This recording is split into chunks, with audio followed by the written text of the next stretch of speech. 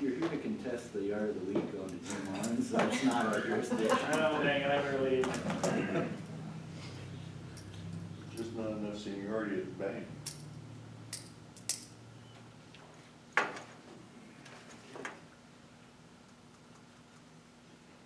So Lisa, are we leasing the totes also? That's what I gathered from all that information. That's how it's written, it's just one payment. Yeah.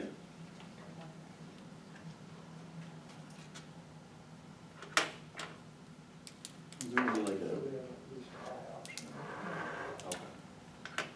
Yeah, at the end of the 7 years, you can buy it for $1. The city, or the, are you talking about for the city, or are you talking about for like the citizens?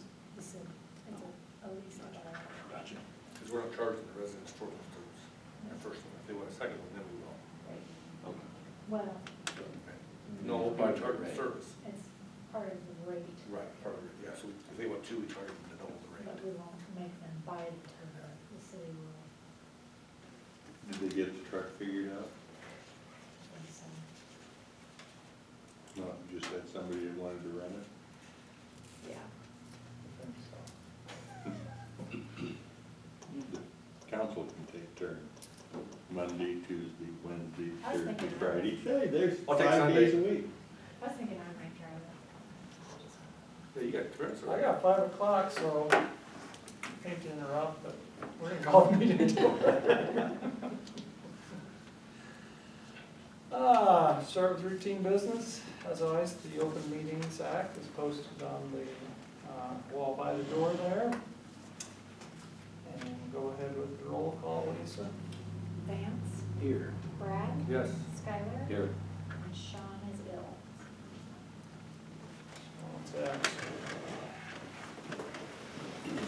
Yeah, join in the pledge of allegiance, please. I pledge allegiance to the flag of the United States of America and to the republic for which it stands, one nation, under God, indivisible, with liberty and justice for all. Thanks, everybody. Next is the consent agenda. As always, all items can be approved with passage of one motion, or they can be considered individually. I'll make a motion to approve the consent agenda. Second. Rod, I could have ran that out for Kinsey, just done each one and just kind of drug them out for a while. Yeah. Did we get a second? I didn't hear. I'm sorry. I'm sorry, I didn't. Motion and a second by Vance. Motion by Vance, second by Vance. Any discussion? Call the roll. Brad, Yes. Skylar, Aye. Vance, Aye. Motion carries 3-0. Yeah, on to the mayor's appointments and report. Let's see, how could I drag this out for Kinsey? Really don't have, I have no appointments this month. I think next month we will probably have a few that we'll need to get caught up on, but right now we're still pretty well up to date.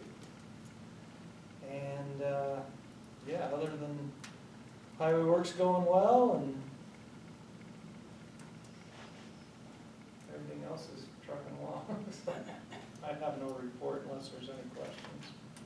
Can't drag it out for Greg.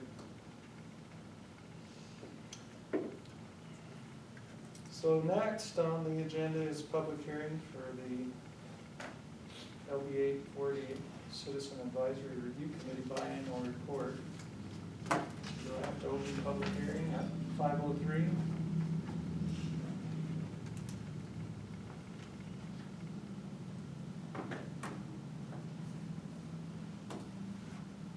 Marcus, did you have anything you wanted Yeah, to well, hold on? I kind of gave the report that we've got detailed there. 2 new members, we've filled our seats finally, so we've kind of got them initiated and ready to roll. So happy that they expressed interest and contacted the chamber, so that was good to get that done. Of course, the financial overview went well, looked like everything was being recorded appropriately the loans were all current and accurate as far as our review, and the grants that had been closed were in good shape too. Quite a few outstanding yet, but they're getting worked on, so that's good. And then, of course, I myself, I think the committee would agree that we're pleased of the results from last night, anxious to make sure everything is up to date and ready to go for another 15 years. So we'll work on that this fall, make sure that the policy and whatnot is accurate. Seems like we've gone through that quite a few times, but 100 times. we'll do it again, make sure we're ready to go for 2023. Yeah, happy for that. One of the main changes on the new ballot language was just pretty much opening it up a little bit more. We're a city under 2,000, a city of the second class. Some more qualifying businesses that we're Workforce eligible. housing, you know, was added in there with a little bit more eligibility requirements and things like that in the plan, so we might have to make some adjustments to the policy to check for all of that. There's several other categories that were probably gonna be lesser used categories, but nonetheless compliant with statute.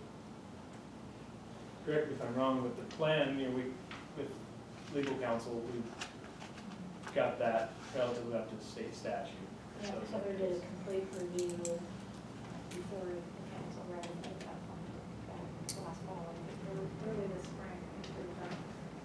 So not a lot of changes there, but obviously with it being presented for last night, but now the internal policy that needs to make sure it's saying what we want to say, process and procedures in place. And just more our internally, you know, how we can address those new items in the plan. Yeah, clean bill of health again, but we'll have probably rather than meeting in November, when we typically would, we'll meet maybe this fall and a special meeting for that, make sure we're ready to go. That's all I have. Thank you. Sounds good, thanks. Good to know everything's clean bill of health, I like that. Yeah. And, yeah, the election was good, so. Pretty well. The attendance was, I think, good compared to what I was expecting. Yeah, 200 voters out of what we could, I mean, that's pretty good. I thought. How many turned out for, Charlie said it was about 18% of the city's registered voters. how many turned out for, say, like the primary? I don't remember, she said what, 1,042 is what our total registered voters are. Primary was I think we had 700-ish. 53% or something like that, I think. Considering the circumstances, I would bet under that, I guess. I think he was talking to one of the poll sitters over here, and some of the people come in thinking they were voting on the care center. I heard that too.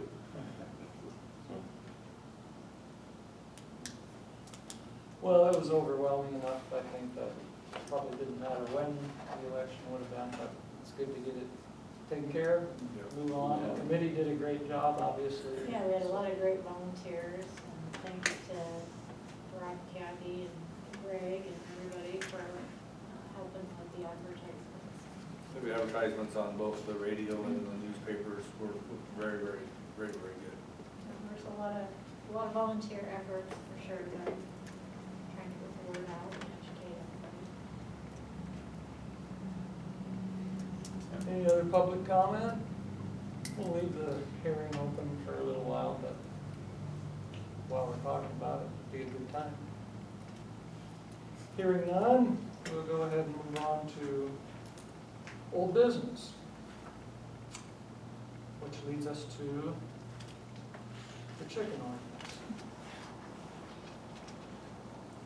More officially known as ordinance number 1551.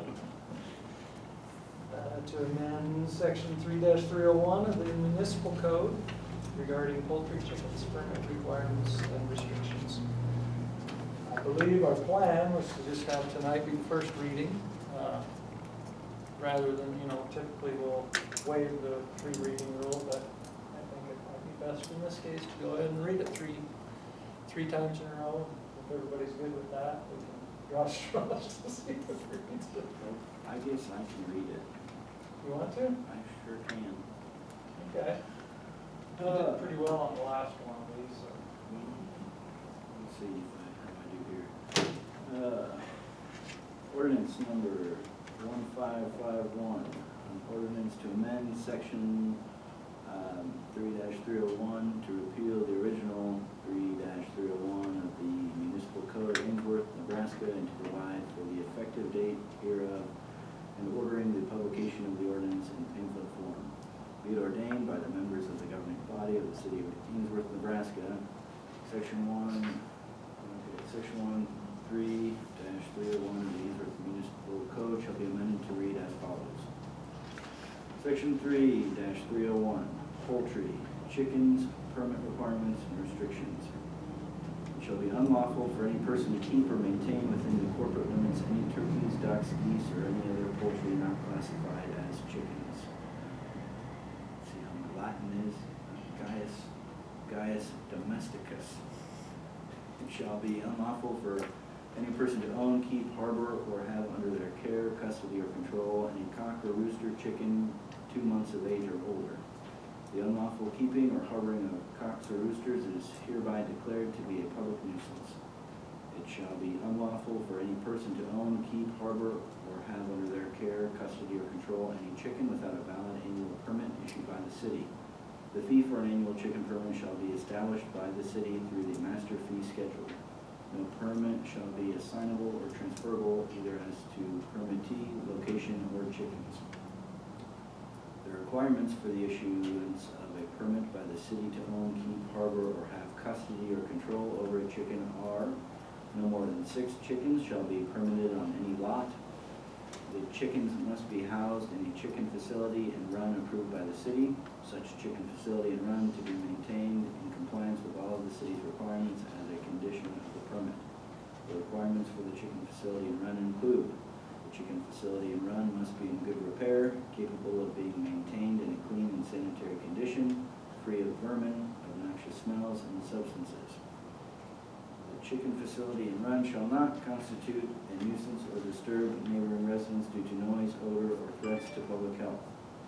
The chicken facility and run shall prevent chickens from roaming at large.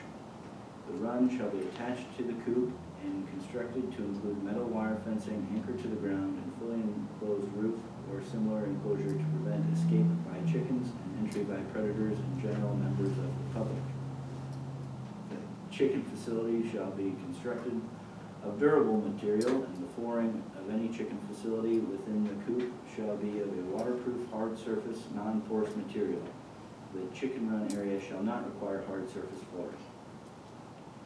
The chicken facility shall provide not less than 3 cubic feet per occupant chicken, and the run shall provide not more than 5 cubic feet per occupant chicken. The chicken facility and run shall not be located in any front yard of a property and must be located at least 20 feet from any neighboring residence. And the chicken facility and run shall comply with all applicable city building and zoning codes, including compliance with setbacks, and must be consistent with the requirements of any land use regulation. Offal, is that how you say that? Offal, manure, and waste material shall not be permitted to accumulate nor be confined in any manner that is conducive to the breeding or attraction of flies, mosquitoes, or other noxious insects, or in any manner that endangers the public health or safety. All permit applicants must provide a statement of the method in which offal, manure, and waste material accumulating from the chickens will be sanitarily disposed of at least once every 7 days.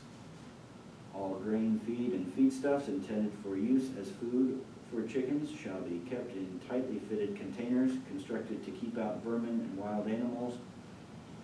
And Section 2, any other ordinance or section passed and approved prior to passage, approval, and publication of this ordinance and in conflict with its provisions is repealed. And Section 3, this ordinance shall take effect and be in full from and after its passage, approval, and publication or posting in pamphlet form as required by law. Passed and approved this blank day of blank 2022. Mayor Joe Clymer, and attested by Lisa Schrader, City Clerk. All right, thanks.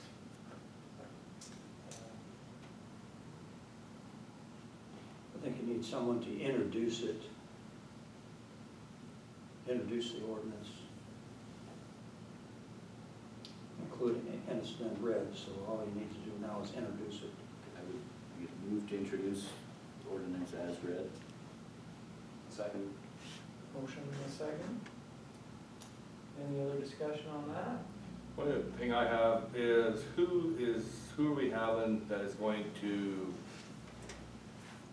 keep track of this and make sure the runs and the stuff is cleaned up, the manure's cleaned up? Is that something that our city street guys are gonna do, our law enforcement's gonna do, or, you know, if they have, supposed to have 6 chickens, they got 8 chickens, they got 10 chickens? Who are we going to have police this? Well, it'd be handled like every other ordinance, you know, if there's a violation that's reported by anyone, could be a neighbor, So we just wait till it's reported.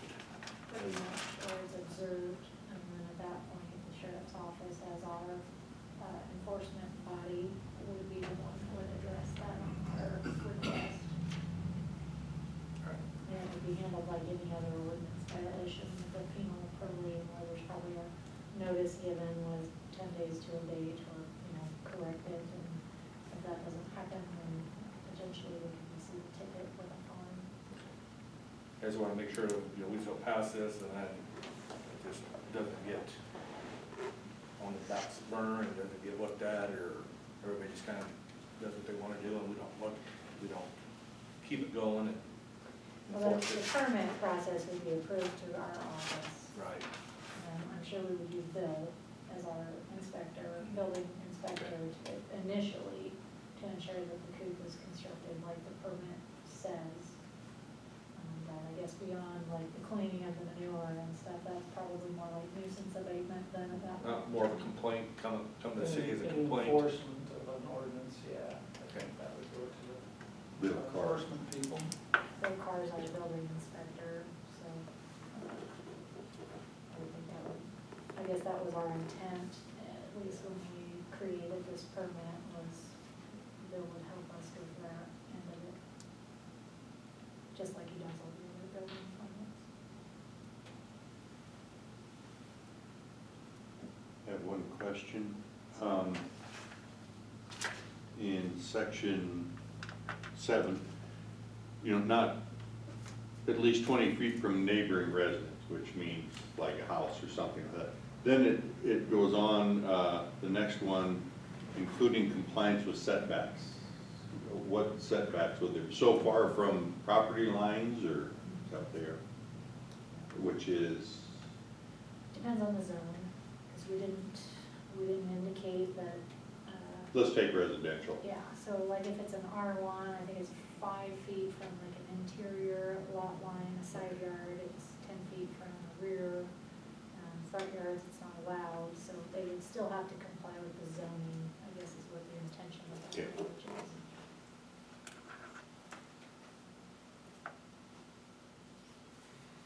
Any other discussion? We got a motion and a second to introduce the ordinance. I guess just one, this problem, we're just administratively in the office, say you do get repeat offenders that are, you can then, on future applications of permits, deny that based off of past violations, I would assume, right?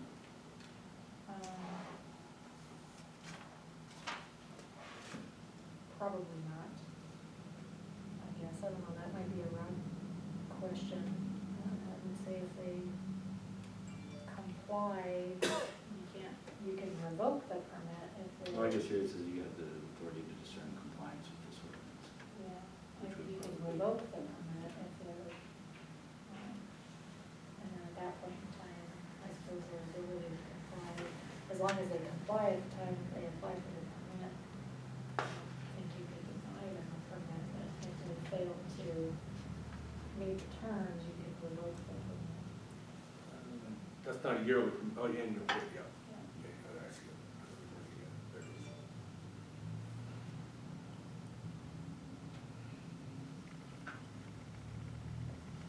So does that annual, January 1st to December 31st, is that spelled out in there? Okay. Yeah, it's on the application document itself.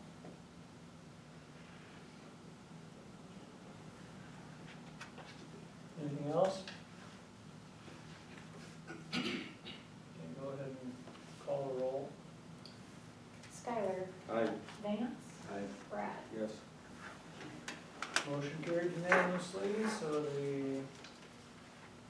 ordinance has been introduced, it's gone through first reading. We'll revisit it next month, I guess, huh? Okay. Excellent.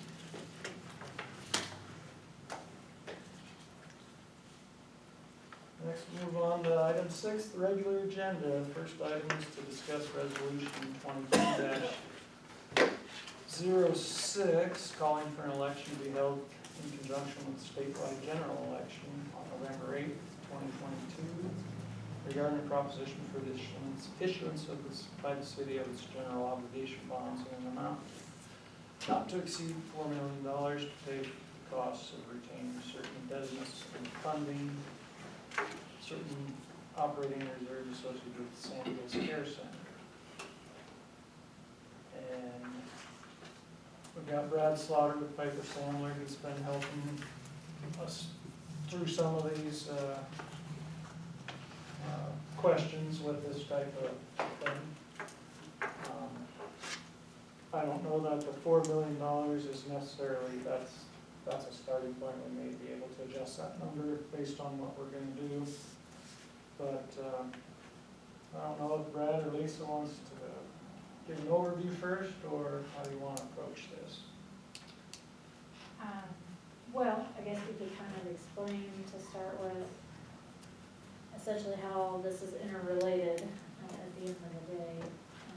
So we've discussed several times at our joint meetings and other meetings that we've had, talking about the care center. The city is very limited in what it can do to fund the care center.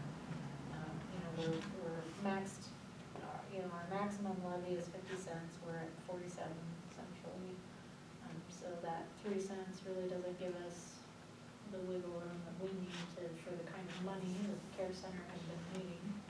And there's really very few other options for a city of the second class to produce revenue.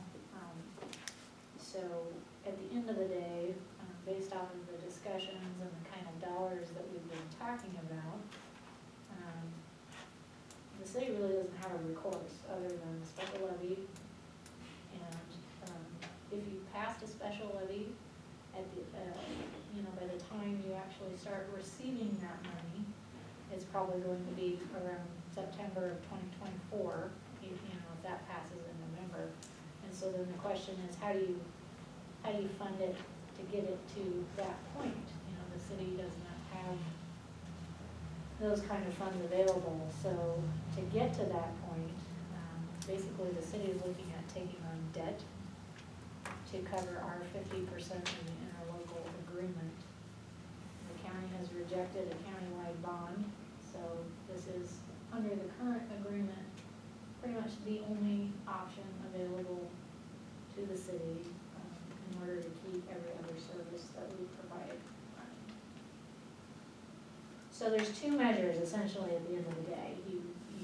You're asking the voters whether we should incur debt to pay for the operating costs of the care center up until a special levy could be collected. And then we're asking them to approve the special levy as well. So that special levy will not only cover the operating expenses of the care center based upon the discussions that we've had thus far in terms of what amount of money is needed for that purpose, but it's also intended to be used to pay back the bonded debt that we will be issuing, up and until we collect that revenue. So basically, you can't have one without the other. So when you take it to the ballot, there's two measures that have to be voted on then, the bonded debt, the special levy. Both would have to pass for any of it to happen. So if one measure passed and one measure failed, the whole thing would die. Well, Right? Actually, so Brad Slaughter-Piper, thanks for having me up, folks, by the way, appreciate it, thanks for having me up tonight. But yeah, so Lisa did a great job explaining how we got here, but realistically, they're actually kind of two separate things. So one, we put together with a vote of the public to issue the bonds to cover your operating losses, essentially through that time frame, and to get you to a point where you can put that levy in place. The bonded debt would do that. So if we issued the debt, you guys have authority to levy outside your lid to an unlimited degree to service that debt. So that's just the bond issue to kind of clear where you think you're gonna be on existing expenses or lines of credit onto basically kind of future until you can put that levy in place. Then, essentially, that levy, Lisa, would be for operating expenses moving forward. Because if we just did the bond issue on its own, we'd clear you folks for any of the bonded indebtedness you'd have some reserve cash, but when you get to that point, all you have authority to do is levy for the actual bond principal and interest payment. You can't levy for any of the operating costs for the facility. So they're kind of two separate measures. One, we're saying, hey, do we have authority to issue GO tax-assisted debt, essentially to cover operating expenses, right? For some of the debt, take out some of the debt we have and buy you time to get to levy. And then secondary to that, the question is, do you folks provide us authority to levy up to 10 cents for up to the next 5 years, starting in fiscal year October 1 of 23, to essentially levy up to 10 cents to cover operating expenses for the facility?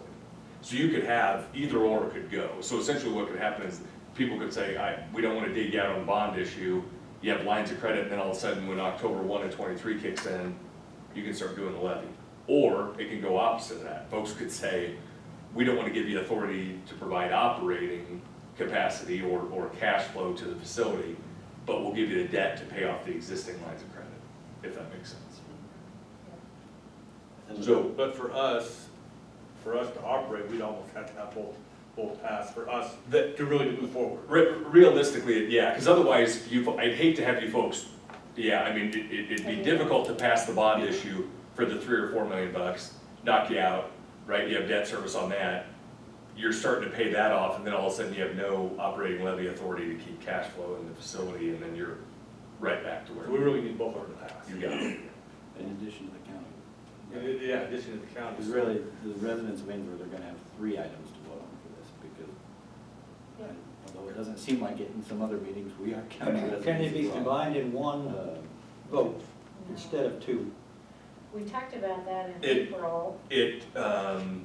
You can, the problem is they're really under 2 separate statutes. One is GO bonds to issue for the nursing home facility, and then the other one is maximum levy override.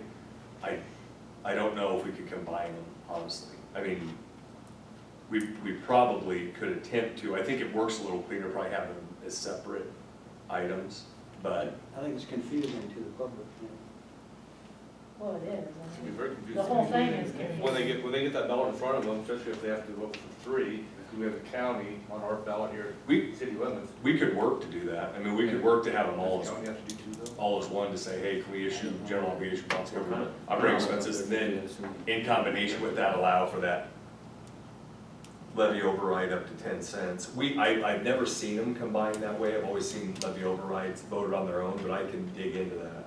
We're getting pretty short on time with this deal too. We almost have to vote today. I would like to have a vote tonight, Well, personally. what you could do is you could actually vote it tonight for the resolutions, and then I could do some digging, see if we could combine it. If that's what you guys want to do, we could do an amending resolution. I mean, But then we still have to get it, the language. to the and stuff county by approved. 9/1. Myself, I'd rather see just the 2.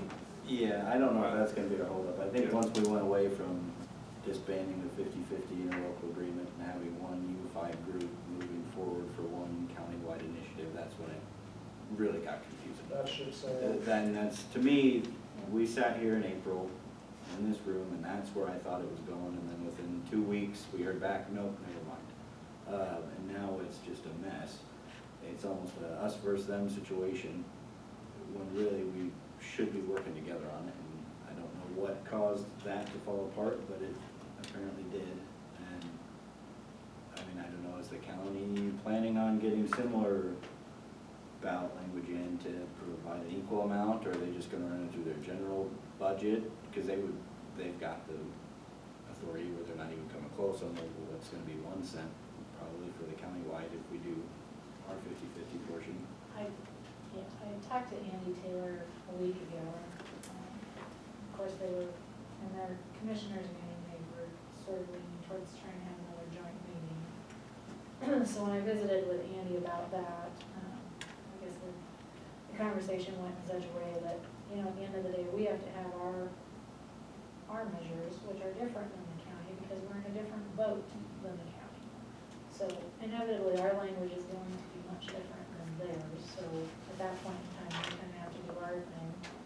They have to do their thing, and so unless they're changing their mind essentially on a countywide initiative, there's probably not much more necessarily for us to hash out, because we're gonna have to figure out how we come up with our 100,000, and they're gonna have to figure out how they come up with their 100,000. So the only way for us to do our 100,000 is to take it to those people, so it keeps it away from our, like, So the Yeah. county has authority to levy, correct, like you said, whatever they need to. So right now, if you folks are in a spot where they're 50% owners right now anyways, right? So they have a debt portion that they would owe along with the operating lines of credit. All they do by taking it to a vote at the county level is allow the public to give their opinion, when in all actuality, they're on the hook anyways. Yeah. So Yeah. I would be surprised if they took it there. I mean, it would probably make not more sense necessarily, but just to educate the public on, here's the thing, we're on the hook for 50% of that right now where we're sitting without a vote. And we have the commitment to running it through operations as well and financing that. So I think it's more of an education piece from their standpoint, but I think that's the other key. Is I know these ballot measures are pretty confusing, but I think leading up to, I mean, the last 2 months before an election, that's when all the education comes out anyways from a lot of the ballot measures. So I mean, there's probably some time to have public meetings and kind of public forums to discuss exactly what these two measures are, which might be helpful to kind of explain to folks, hey, here's the thing, we have some, lines of credit or existing operations that we need to cash flow that we're gonna, attempt to issue long-term debt for to get out of. And then, secondarily to that, we're gonna, we're fearful that we might have operating deficits moving forward, in which case we only have one option to do that, and we have to levy override or provide a vote to do that. Now this levy override, if I'm reading it right, we'll say we pass it, we do the 10 cents. That's kind of offset from our general authority, right? We would still be at our 47, could go up to that 50. That's not putting it at a total of 60 and. No, so It's kind of, so we could go down. Correct. We still have our 50 to work with, that's. Correct, this gives you folks authority to levy up to that, you're not required to levy up to that. Yeah, so it would be, operationally, if you get to a point where the cash flow, you said, hey, we gotta kick 3 or 4 cents in this year, you would just budget those 3 or 4 cents out of the 10 that you possibly But it wouldn't voted. say- But it doesn't discount it, which is the reason we're having this conversation. So we wouldn't, Yeah. say if we're at 47, I worded that poorly. That wouldn't put us, okay, now we're at 57, but next year we don't have to go up. If this Basically, vote were to doesn't pass cap- for It the doesn't levy. decap us if we as a Correct. city need to go up to 50 for roads and Right, things like it that. gives you authority to levy 10 cents above your maximum levy authority strictly for operations along the care center. You got it.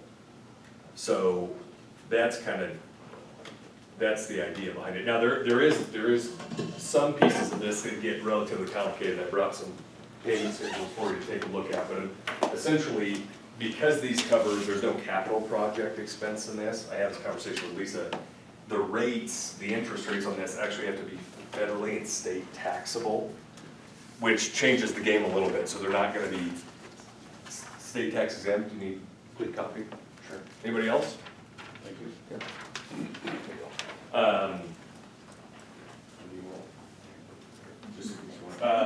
So basically, this is kind of a breakdown of your existing debt. or not the existing debt, but kind of the dollars we're talking about. So on the left side of the page is a breakdown of funding about 3 million. On the right side of the page is 4 million. The key information that you're gonna wanna look at is kind of in bold in the center of the page. So right now, taxable rates, this is a split cost of 50-50. If we did the issuance for the debt, and you folks needed the full 3 million, I just calculated it as a split cost. If there was one bond issue between the two, or whatever, if the county did an interlocal, you know, to pay 50% of the expense for you folks to come in, that kind of gives you a cost split between the two on a 50% basis. Do you folks know about what you're gonna need, I mean, to get through on that bond issue piece? For the care center. We agreed to $100,000 a year, right? That's what we're looking Well, for. last- Is that what you're asking? I mean, it's been a little tough to project, and there's a few real bad months, but it seems, from what I could tell historically, I would guess it probably, as a whole, need a couple $100,000 a year. 50% would come from us. So to get us from November of '22 through May of '24, when tax funds are actually Right. coming in the door, or the 150,000 probably potential, or hopefully. Thus far, it's been less than 80,000 a year, because we had it for 5 years, and they've been operating for 6. So, I mean, Wages are up 30% though, so I gotta. But they had, but there was a lot of money in Private that, the donations. private donations that helped cover that too, so that's not quite accurate. Like there was a lot. 100,000 a year should cover it. I mean, the way it's been operating, it seems. I think part of the trouble though is you don't wanna sell yourself short. So the voting authority, really, we just need to put whatever dollar amount in there you actually think that you would issue to take out enough debt that, you know, you provide authority to take it out for your current operating lines of credit, plus whatever you think you're gonna need to get to the levy. Because 10 cents on your valuation is gonna get you folks about $93,000. That's what a full 10 cents will be, because right now, and that depends on your current, you know, your valuation next year, but right now you folks have a valuation of about 93 million and change. So each cent gets you $9,300. No, I don't, someone can correct me if I'm wrong, but you probably, there's no current like outstanding operating lines of credit. Not that I'm aware I was gonna say, you've been operating through the checkbook, inputs from the city and county when it comes short, rather than taking on debt. Correct. I mean, if I read it right, there's like some, like through the financial reports, probably some facility improvement loans that are out there that are probably, I don't think, probably have too much left on it. Like the I AC know, there's project. the AC project, yeah, I think another year or two. So as far as that, we passed debts, it's not like we're having to clean up Okay. that, we're just looking, it's tight. We've already put in what we've committed for the year and budgeted for the year, basically, I guess. Sure. So it's really just, I guess we're to the point with it where, yeah, in theory, we could keep trying to limp it along like that, but it's been 5 years of that program, and really the thought of the vote, my understanding is to give the public a say, do we want to keep funding this or not? Because it's gonna need tax funds, but it's so far outside of what we should be doing really as a city, you know, our general calling as a city and county, for that matter, that it's just time for the voters to say, is this something we want to continue? Sure. Like you said, the county really, if it has the authority to pull enough funds to do it, but. Piggyback on that, I'm hoping that the county does themselves take it to the local people too, with the. Well, I think with the they have, county- with that's the what county I'm, people. And their intention. I don't think they have the, from the meetings we've been, it didn't sound like they had the thought of just continuing to put in 80, 100 grand. a year. They mentioned that No once, questions but I asked. don't think that's the consensus. Yeah. So, and I apologize, I kind of misunderstood. I thought that you folks would need like $1 million or $2 million to get you to the point where we could actually put the levy override in to get cash. Well, for a while, it was When looking we, like maybe when that you was and gonna I be. were, well, and still, I mean, I think it's still Could up get for there. debate at the end of Right. the day, because these numbers were based off of the operating losses for the months that we've been visiting about this issue. Yeah. And at that point in time, you were having $150,000 losses. Of course, in the month of July, that has improved, but from a, I guess, quite frankly, from my perspective as treasury, for the city, if you're talking on taking on debt to keep this thing floating, you've gotta look at the worst case scenario and what that's gonna take realistically, because you can take it to a vote of the people for $200,000 potentially, but maybe that's not gonna cut it, and then you've taken on debt and you've got to close the facility. So what was the point? I was told today that, the last month they've operated in the black, no loss, is that right? That's correct. Now, Looked on like that, pretty good. Is that right? Yes. Net positive this month, I thought. Was that a, it was, I don't know if I read that right, was that $100,000 net? yeah, what's the 99,000 Medicaid settlement that was included in that? That was the special funding from the state of Nebraska because we're a government facility. Is it like a recurring revenue, is it a one-time revenue? That I don't know for sure. I mean, this is the first that I've seen it. I don't know what's in the past. So it's not a general operating, like So that- realistically, operationally, the facility basically broke even, which is good for where we've been, but it, I mean, we can't look at it and say, oh, we're making $100,000 a month, because that's probably just not happening. I think, I think that 200,000 a year is probably likely. It seems those quarterlies where you have the extra payroll, gonna run 40 to 50,000 in the whole, and every quarter you have that extra pay period. The rest of it seems to break it even. And looking kind of the pre-2022 numbers, that's where it was. We had, what, April, May, June, we had a pretty rough go. But then now, hopefully, that the staffing sounds like it's a lot better. Resident counts back up to more of a historical average, and now we're breaking even again, so. It seems like it's reverting back to the mean.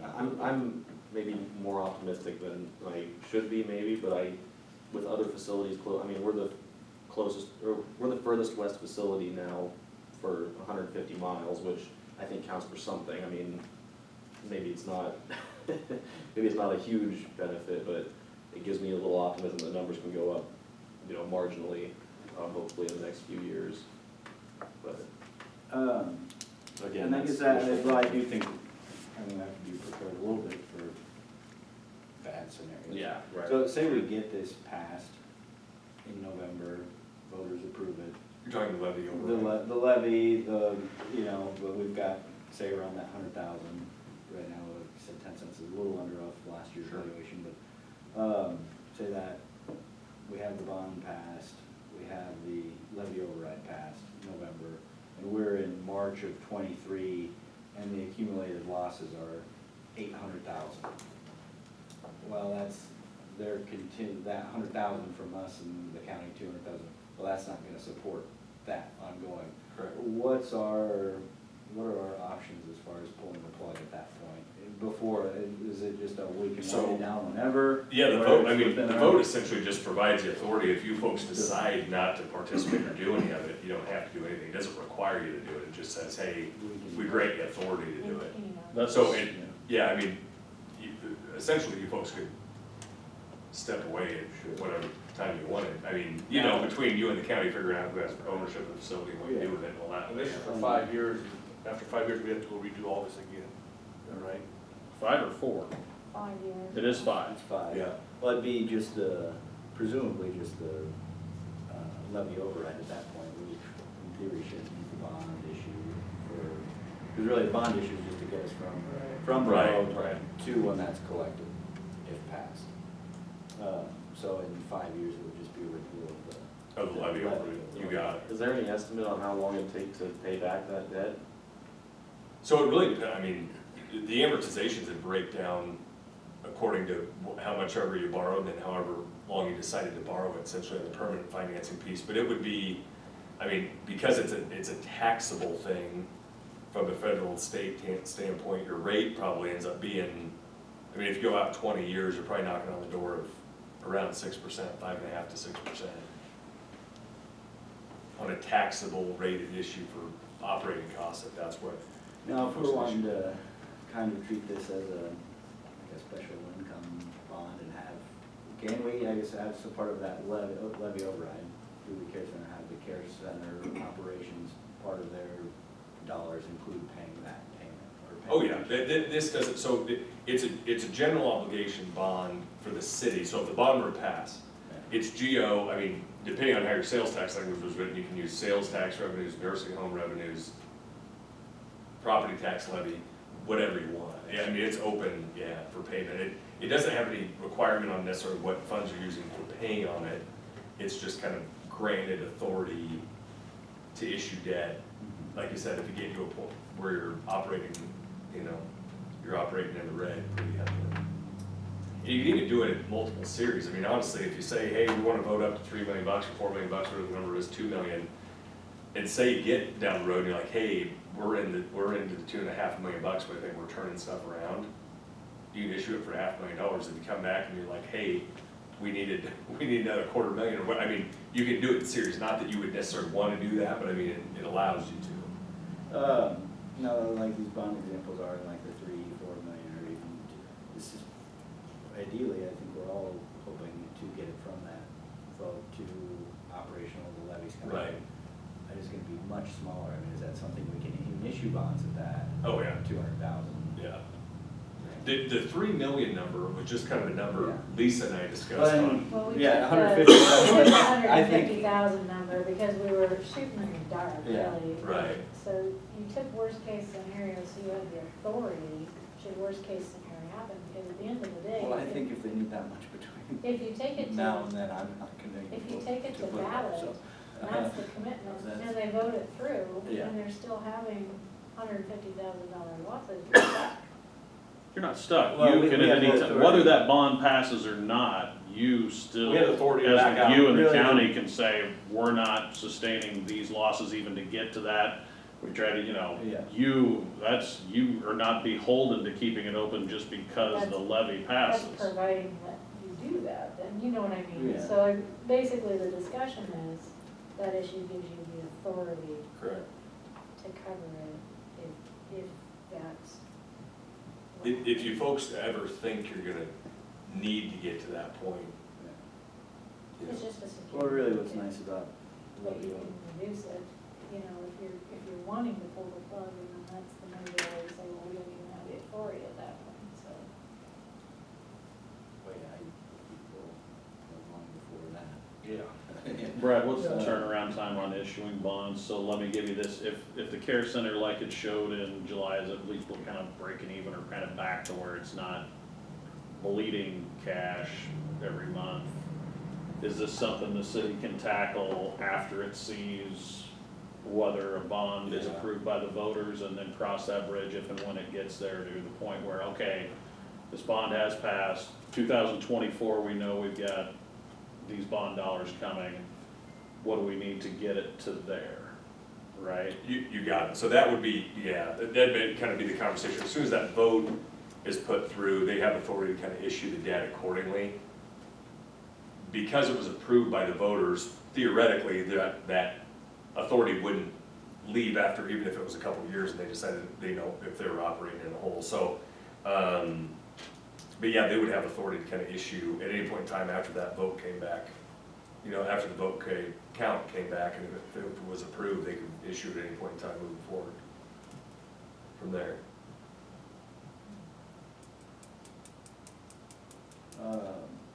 Say it gets 2 years in, doesn't work out, facility closes down, there's still, is that levy still available to collect to pay on that bond? Where it was incurred for care center? It would be if you choose the wording in the resolution that identifies it as operating cost in kind of like general city operations. I mean, you can make it vague enough so that where you're explaining that you're gonna apply it to, operations for the facility, but also kind of overview of general city expenses.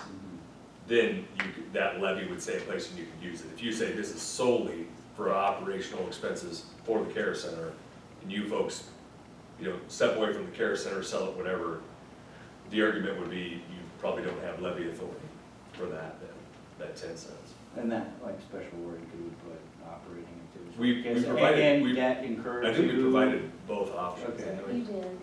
But as far, rather than put it for general city use, cause then Previous we debt could just incurred. go use it for whatever. Yeah. Could we word it just for, you know, the operating, or to pay debt incurred for the food? Yeah, it would say that, you Rather would say than just general bonded, city use. yeah, bonded indebtedness, yeah. I mean, I could probably run the numbers, but I think we wanna probably set it up, find a way to have it work to where they could make that payment and pay off that line, have it be like a 5-year term. Just to where we're not taking out 20-year debt and we've only got funds committed to us for 5 years if. You got it. If it passed. You got it. The question's gonna be, yeah, the question would be, you know, what, if you ever did the bond issue, what amount you would borrow and what the cash flow on that would, you know, what it would look like. And if you folks think that 10 cents will get you through, I mean, that's the other question too, is if you think, I mean, if you think that that's 100,000, I mean, 10 cents is $100,000, that's it. I mean, and that's if your valuations, it goes up by another $6 or $7 million, you know, this next year. So, I mean, when push comes to shove on it, if that 10 cents doesn't get you the operational piece, and the bond were to pass or you don't issue the debt or whatever, there's no other option, you're just in the red if that 10 cents doesn't get you there. But in saying that situation, I don't know if we want to do it, but we'd have the 10 cents for that. We would still have our own operational to where if we needed to kick in, right? Yep. That's not capping us at 10 cents, right? If we have the levy override.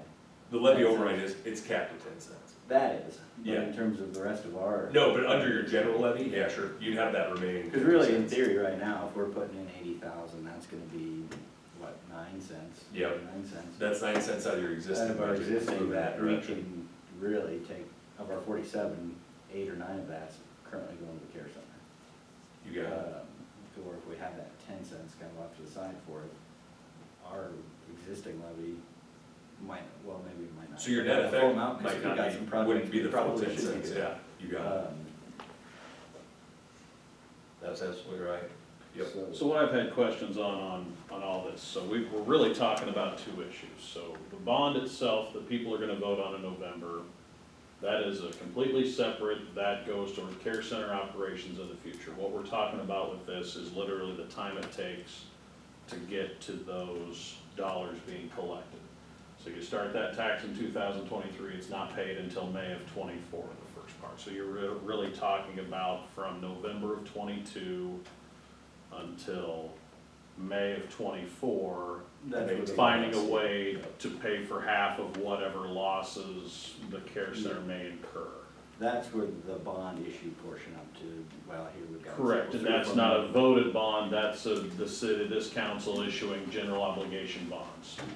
It is a Has to be vote. a vote. It, yeah, That one is also That's it's a voted. vote, yeah, So that's so where there's it comes- So you would have a amendments for the city. second, so, okay. yeah. So for the city portion, we would have votes for that bond issue to cover any potential losses between election and when that levy gets collected.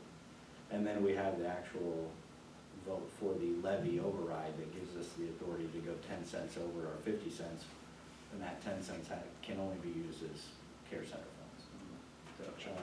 So we're looking at a total potentially of 3 ballot That- questions. Yeah, Potentially. this For the city. red is the. 2 for the resident city, bank 1 would- for the would county. have those 2 plus the county. Got 3 yes votes or 3 no votes. And so then the other piece with the bonded debt, because it's a caveat or a separate carve out of statute, because it's for operating capital, not a capital improvement project. And, what was the other piece? Sorry, I lost my train of thought. But essentially, because it's a medical care center facility, it's on its own set of statutes that requires the city to take it to a vote of the people, which is the plan, of course, but the other piece of that, we learned that before you can take it to the vote of the people, you have to have a petition signed by 10% of the votes In from the the last last general. gubernatorial election. And that has to be filed with the county clerk by September 1st. Correct. So that'd be, we were just saying, how many people were voted the last general election? Can't use yesterday's election. That would- So it might be like 80 to 100 people. Yeah. essentially. That'd be, I don't think that'd be hard to, I mean, it would be a hurdle, but I think we could pull it off. I mean, there's 40 employees of the care center and Care 20 center should be able residents. to do that for us. Yeah, Are they registered voters in our town? well, I guess that's a good question. I So assume they have should be to the ones taking the petition out and get them signed. What's that? They should be the ones going around and getting the petitions signed. Yeah, I yeah. mean, really. But it's not uncommon, what you folks are running into isn't uncommon at all. I mean, where a city, part of its geographical location, right? But a lot of, I mean, COVID changed the game a lot in those facilities just in general. There's very few that haven't been, you know, hugely affected by it. And there's been a lot of success with them too on, you know, doing some of the measures. I mean, the care center in Battle Creek had the same issue. They did a large capital project. They were kind of going under, losing, you know, had issues with staffing and also, you know, some vacancies in the facility and, you know, ended up kind of turning around and coming back and they never ended up having to do a levy override for it, but Does your company do the petitions and the wording? we gave her a copy of the petition. Yep, we got those. Great question. Yep. So we kind of, I mean, kind of packaged everything and just said, hey, here's what it is. And we drafted it, the reason I put 4 million, we did it initially in the resolution was because on voting, it issued this unique, and rather you folks use a dollar amount in the resolution, probably more than what you actually need, because otherwise, there's no, you know, you can always issue less, you can't issue more, so just to kind of cover that piece.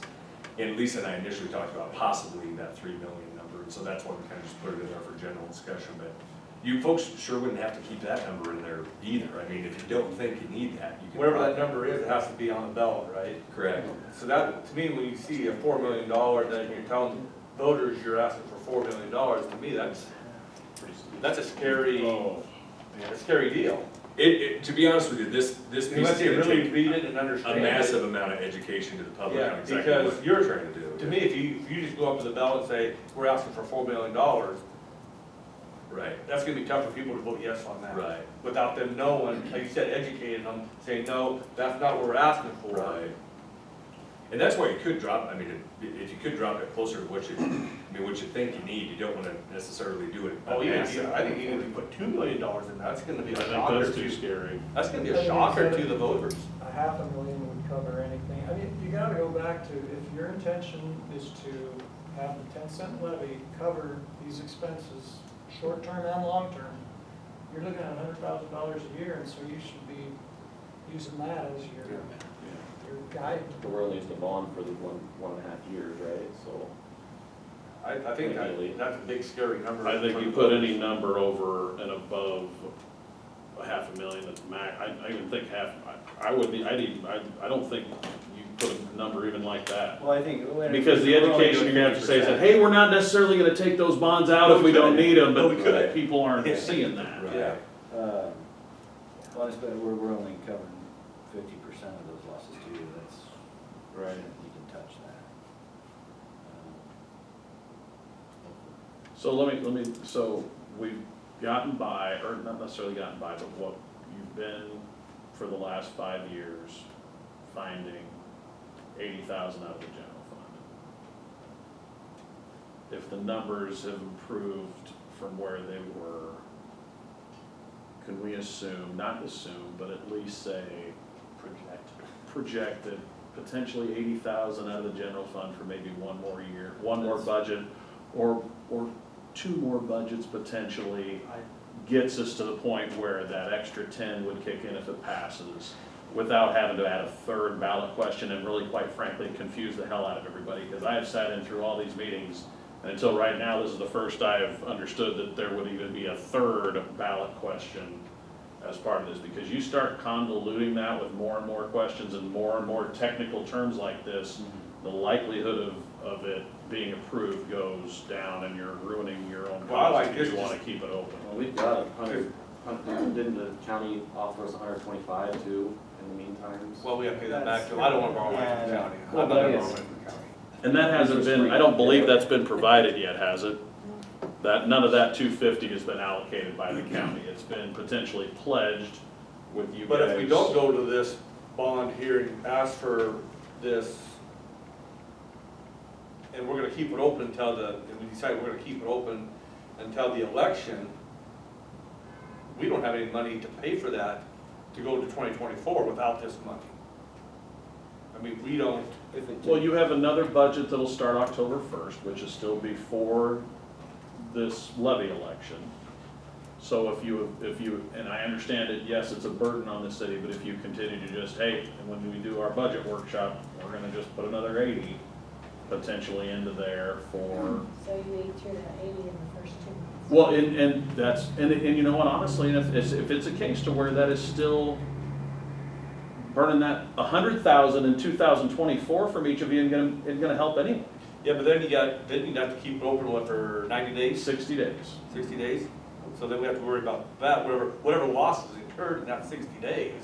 It could be, you know, you Well, might have. the last 30 of that 60, you're gonna lose A bunch. a ton. So you gotta look at that too, and, Don't you know, disagree. it could be $150,000, $200,000 per entity there. But I'm just telling you, if you add this language But I think to what that's you're already fine. putting it on, I really think you're doing I more to agree. confuse your voters, and you're lessening the likelihood that original 100,000 that you hoped to provide through an additional levy, I think you lessen the chance that gets. Well, he said there's a chance too that we could maybe get them all in one ballot question That's the too. reality though, under a 50-50 agreement. If we went a countywide levy, That's the we wouldn't answer. even be on this Understand, page. for sure, You know, we don't have an inheritance tax. for sure. Like I said, we sat here in April, and that's what, my understanding Well, was that, no motions were made, no official action was taken, but it was my understanding we were gonna try to disband the 50-50 interlocal agreement, work together, And after that, the now- county said no to Yeah. that, basically. So 'Cause it'd be a we are 2-cent coming levy. back into a If that, countywide, and, you know, we could have a countywide vote to get approval to do it, and if not, say, you know, whether the voters spoke, we're not putting more dollars towards it, and just have it be done. But you'd also be asking one ballot question for 2 cents of total Yeah. county levy, which the Yeah. county is, you know, the county painted you into a corner with this Yeah. by not agreeing Well, to combining that. The way it sits now, I would be paying like significantly more for my house in town valued at $68,000 than, well, I just today closed with sister property out north, 80 acre house and barn on 10 acre. I would be paying more for the house here for this measure. Granted, it's, for me, it's still small dollars versus what some of the guys in the county pay, but just the thought of that to me is not fair. I mean, we talk all the time about property taxes not being fair, but they're a per value tax. That's as fair as you can get it. You can't start asking the residents of Ainsworth, the property owners of Ainsworth, would be a better term, to start paying more just because they live within a certain. And short of convincing your county commissioners to agree to that position and change it between now and September 1st, Yep. you are where you are here on Yep. having to Exactly. ask for that. Yeah. It's just the reality. I think we need to do a bond, I don't know what amount, but if we can try and get it in one ballot question. To be honest with you, I know you guys bring up the idea to do that, I'm not necessarily, I'm a little concerned that we'd be able to actually combine them and put them together. Well, we could try it, I mean, or look Yeah. into it at least. I mean, I yeah, think I'd have it's- to do some, to be honest with you, I'll talk to some federal tax guys that are a lot smarter. But than even me. then, whether it's one ballot question or two, you are still convoluting it and making Yeah. it more confusing for your voters who you're gonna have to Well, try to. we don't educate. have. That's There what I is think, work to do. whether it's one or two with us, it's already the point, it's a city and a county deal, and it's gotta pass both sides. And I think yesterday proved that people can understand two measures on the same item. What I'm wondering is, okay, in Lisa's worst case scenario, I don't think either entity is gonna be willing to fund that worst case scenario up until a bond would ever be collected. Do you understand what I'm? Yeah. I don't think there's any appetite for that, but if the facility has indeed gotten back to like, okay, we're around break even, could one more year of general levy from the city without going through this ballot question for an additional bond, could one more year from the city of in that 80,000 neighborhood get you by? If that Well- doesn't cover it, you're right back to, hey, maybe it's time to. But I think we're to the point though, like I like the thought of maybe if that 80 does, we look at putting it in the budget in October. And if that gets us through, maybe we don't need to draw on that bond at all. We can just let it go until the levy. But if not, like you said, it needs to the point where they're losing 150 grand a month, you know, we're past that point. We've still got to shut them down. We're on the hook for 50% of that regardless. So this gives us the ability to pay for it. Now, we don't have to take out the bond. Correct, If- but if you it looks you know like how levy's gonna heavy, be fine. how heavy an educational lift that's gonna be to tell your voters that, so. Yeah, but I Another, don't think we another can scenario, responsibly say we're what if gonna leave ourselves open to having you to cover could half a be million. back to it, let's just use that, you get through November, you pass this. Your voters have passed this and agreed, hey, we'll do the 10 cents, we know it's not coming to 24. Okay, in that amount of time, you said, all right, we'll put 80 in, hoping that that gets us there. If we're looking and that says, oh, that 80 isn't gonna do it, and you see that by April or May of next year, and you know you've still got a full year before those funds kick in, at that time, could this council, yes, it would be a special election, but could this council then say, look, we've allocated 80 from the general fund, we've got 100,000 coming in 24, but to get us until then, we need this bond, exactly how Brad's talking about setting it up, we need this, but we're gonna have to go with this, we do a special election for it on its own merits, if and when it's needed. I'm just telling you, going that route, Yeah, you're no, so much less confusing to your voters. I agree with it. That's a good point. The only issue you run into is if they get on an operating line, right, and you folks are in debt on that piece, in order to service that debt or whatever you're gonna do, it's gonna eat into your general, I mean, you got no authority to do anything on it, which I would think that, like he mentioned, it's a pretty short time window though. I mean, you folks could, as long as you have the availability, credit reserves, wherever you're gonna get it, bank loan to get to the point where you got I mean, if you're in the hole $500,000, say by that time, and you did a special election for it, I mean, you could do that, theoretically, you could on that timeline, I mean, you could. That's also banking Well, no. on though that everything else is gonna be status quo, you're not gonna have floods or a tornado Very or true. some kind of a natural disaster where you've eaten through everything that you possibly have and then you can't fix your infrastructure. Well, and I'm just looking at it more like, No, kind of around that it's 80 a valid where you've point. been. I just I wanted- really even in think that if you scenario- confuse voters any more than having a city and a ballot and a county ballot question on there, if you confuse them any more with anything additional, and especially if you scare the hell out of them with a couple of million, even though, oh, we're not gonna ask for all that, but we want to have the authority, I think we're. you're drop setting it up, that. it's gone. Now, what if we're in your scenario, we do that, we get there, and they say, well, what the heck, we just sent them a bunch Yes. of money. No, and then we're up the creek without a paddle. You're right back to that bond will never get collected, and you've, as the city, you've said we're out. But we've We have got a losses debt, we got that a we debt have to to pay, cover. we have to pay. So that's to me where the bond side of this comes in. Hopefully, we don't have to use it, we can get by on our 80 or something but it gives us an avenue to pay it if we need to. I understand everything, I'm just telling you, I think if you do this, you're setting yourself up to get, No, I to agree. get It's it A voted lot down. more complicated to get passed.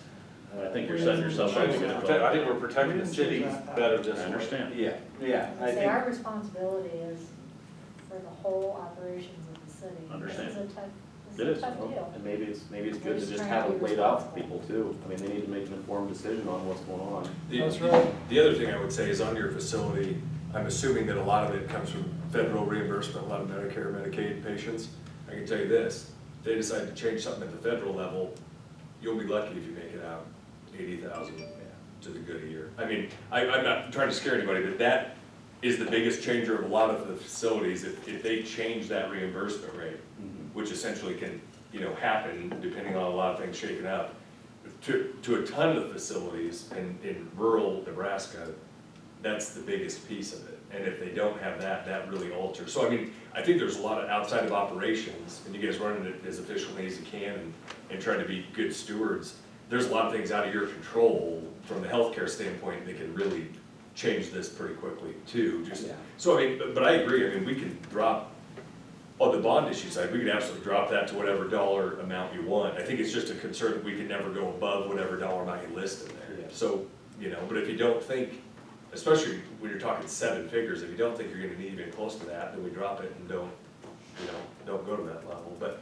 You said if we needed more, we could potentially do another vote or something and increase? I would, I mean, to be honest with you, it'd probably make more sense to put what dollar amount in, you need, I mean, at least in our perspective, when we've been doing this, I can't say that this is gonna be across the board, but with the cost of construction now and inflationary prices, if you put 600,000 in, or 750, or 800, or 900,000, that number looks about the same. I mean, people talk in just general construction and bond issue amounts in points of millions nowadays.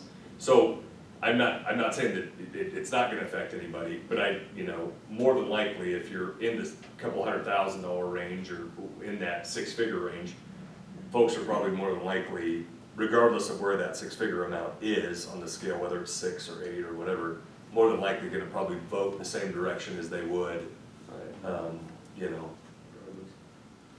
But yeah, basically what would happen is the bond issuing limits that dollar amount that you could issue. If you folks, got somehow to that tipping point on the debt issuance, you'd be right back to where we are right now. And On the- $4,000 for a special. But you'd have that 10 cents on your levy, you know what I mean, to make that work. Yeah, if you do your ballot question to where even if it closes, hey, we're collecting that. Yes, even if it closes, we have put right on there, we're gonna collect that 100,000 anyway, because it's gonna service debts that we had to keep it open. Yeah. You know what I mean? So you've got the back end covered. If we're really to the point where we're talking about those kind of numbers, I don't see either of the two entities that are involved in this continuing to say, we're gonna keep doing it. A vote to start collecting those dollars in 24 is one thing, let the people decide, they say yes. Before that point gets there, I don't see either of these two entities saying, we're gonna find a way to float $1 million in the interim period. Got 24. Till 24. But I think, what I'm saying is, I think if you try to float and try to say, hey, we want a bond for that just in case, I think you're sunk in the November vote, and I think you're done dealing. So it just depends on, the city, I get, hey, this is the best way to cover the city. I completely agree, best way to try to cover the city from having outstanding debt with this facility. But if you truly want this facility to try to stay open and operational, I think adding this piece kills it before you even get there. For me, Greg, it's about letting the people decide. I think we just need to be honest. I mean, if we think we might need, $500,000 or whatever, we tell them. I mean, I don't want it to get voted down, but I think we owe it to people to make the decision themselves, personally. I mean, That's where this all started, honestly, that's what it all came from. Or it's a 50-50 interlocal agreement, if we're issuing bonds and expecting funds from the care center, that money to come back to us essentially to make that payment. How does that get factored in? Say the county just absorbs it through their general budget, are they entitled to get payment equal to what the city gets paid? Or, like, if they're paying us, if we do 200,000 on, let's just say that, stick to that 5-year period, match up with that levy override that theoretically is served in this situation, and we're counting part of that levy from the city and the county to come back to the city to make that bond payment, rather than paying. So you folks, it'd just be a 50-50 split, so you'd have your debt issuance, Yeah. right, that would fall on your guys' 50% of the responsibility, you'd just be on the hook for all that, there probably wouldn't be any mix of the county's side of it. It would have to come out of, so basically, say we wanted to keep it within that 5-year period, if we're looking at 45,000, 50,000 over 5 years, payment-wise, to pay back 200,000. Half of our levy of that's going back into ours, so then really only half of that's going into their general operating. You got it. Yep. And under that scenario, that assumes And that's that not you're not gonna going, that money isn't going to the care center because you're still open and operational. Well, I'm saying, so in that, we're collecting to say roughly 100, say half of that's going to pay back that bond. That only leaves 50 for operating from the city, if we're expecting that levy which it doesn't seem like it's probably gonna be enough to cover the 50% of, I guess.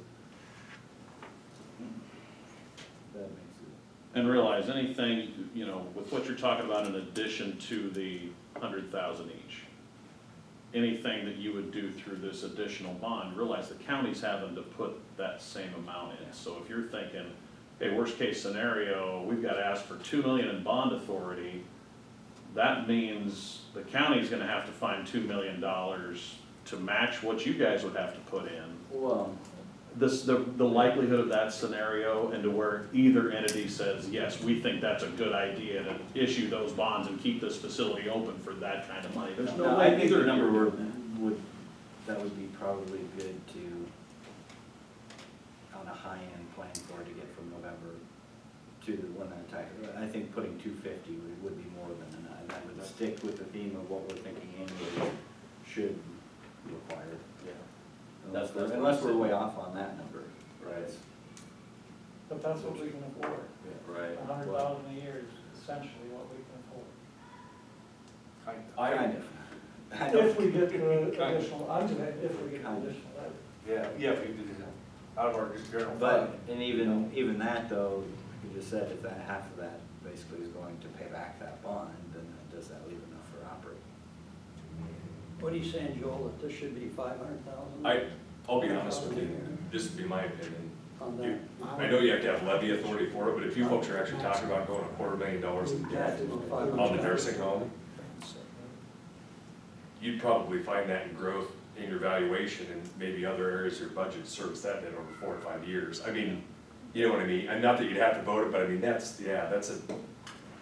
that you couldn't vote that, I mean, you could, but I would probably, and I'm not trying to tell you what to do, I would say if you're gonna go to the work of having a public meeting, public forums to discuss what's going on, have 2 bond measures, I'd make sure the dollar amount you list in that bond issue is worth having it for. I don't know if, you know what I mean? I'm not, either that, I mean, if you think realistically that's where it's at, maybe, you know what I mean? I'm not trying to. No, you've talked about operating lines, operating debt for the care center, do they, as an entity, I mean, it's a joint operating entity, but do they have the authority to go take out debt as that entity? So they can only take it out, that's the issue, the city and the county, when they own those facilities, the county has a different statutory authority. As being a part owner, it gets a little tricky because you guys are split 50-50.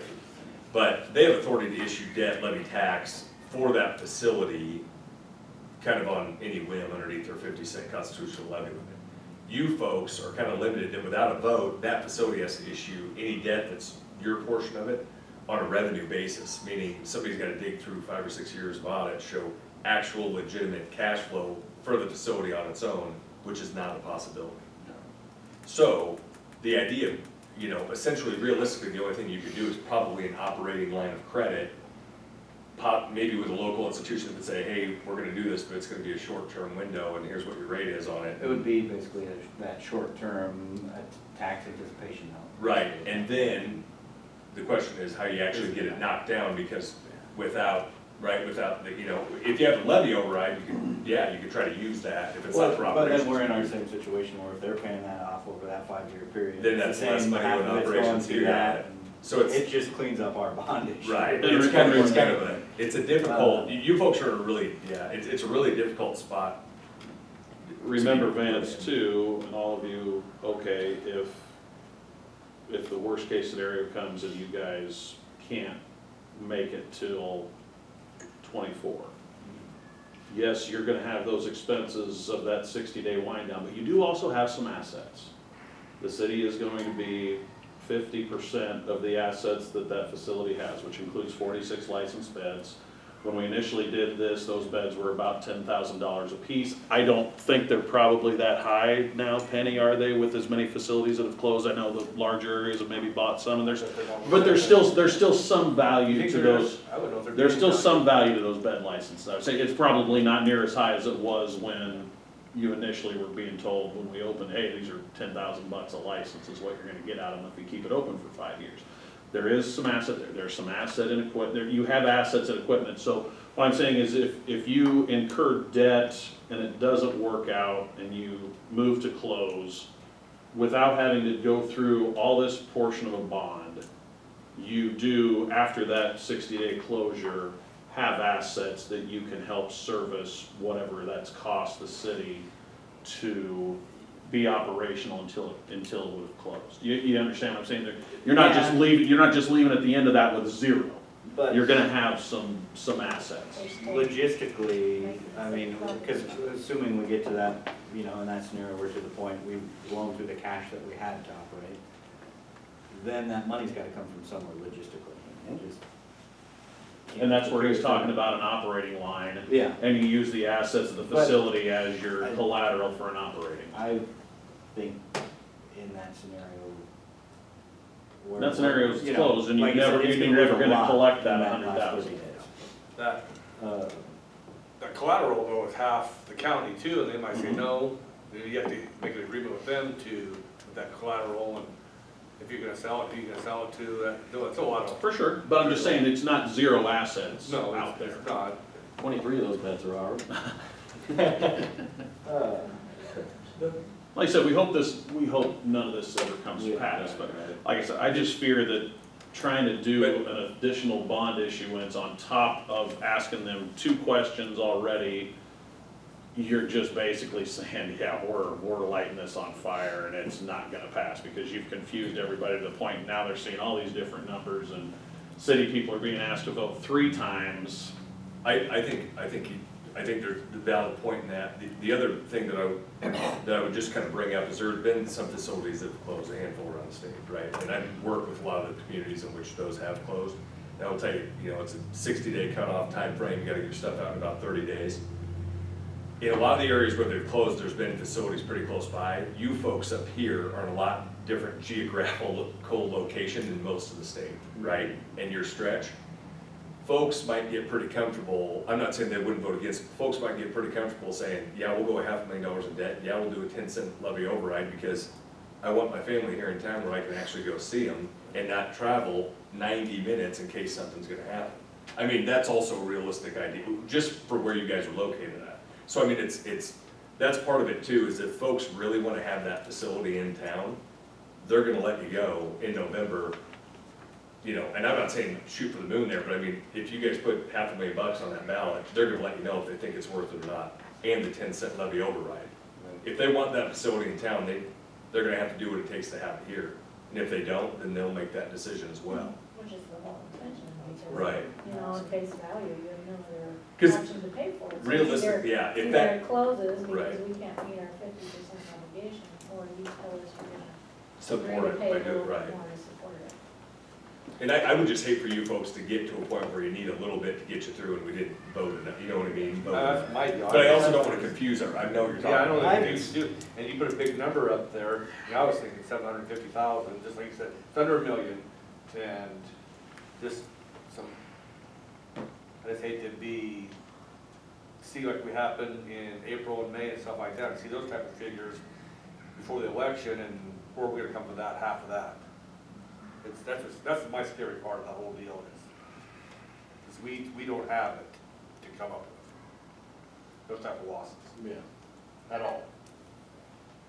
Because we got a lot of other projects coming that we have to think about, that we're doing, that are gonna take a lot of money, and we gotta figure out where we're gonna get that money. I know a guy.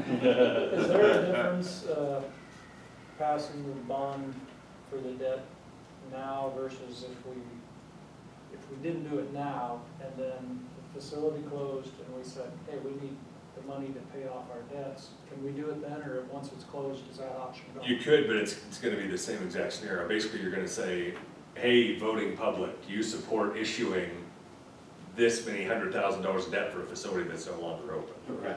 Right, but it's to keep Right. the city running. Right. Yeah. It's to run the rest of the stuff out. Right, yeah, right, essentially. You mean you're not like the federal government, you just can't raise your debt ceiling? Could take out some of these tiles, maybe get a few feet up there, I don't know how high it goes. So, It's just so logistically difficult to have any flexibility keeping it 50-50. Because even if we're at the 10, if there's debt that has to be paid back, we're capped there. I mean, we could maybe add in our extra 3 in this scenario if we're, I guess that we'd pull off of that, but it's just tough for keeping that structure. Let me ask you this, Brad, if you wrote the 100,000 bond issue, which is your one ballot question, and you said that bond issue is for care center's operations or should the care center close would be to service the debt that is incurred to wind down operations. Yeah.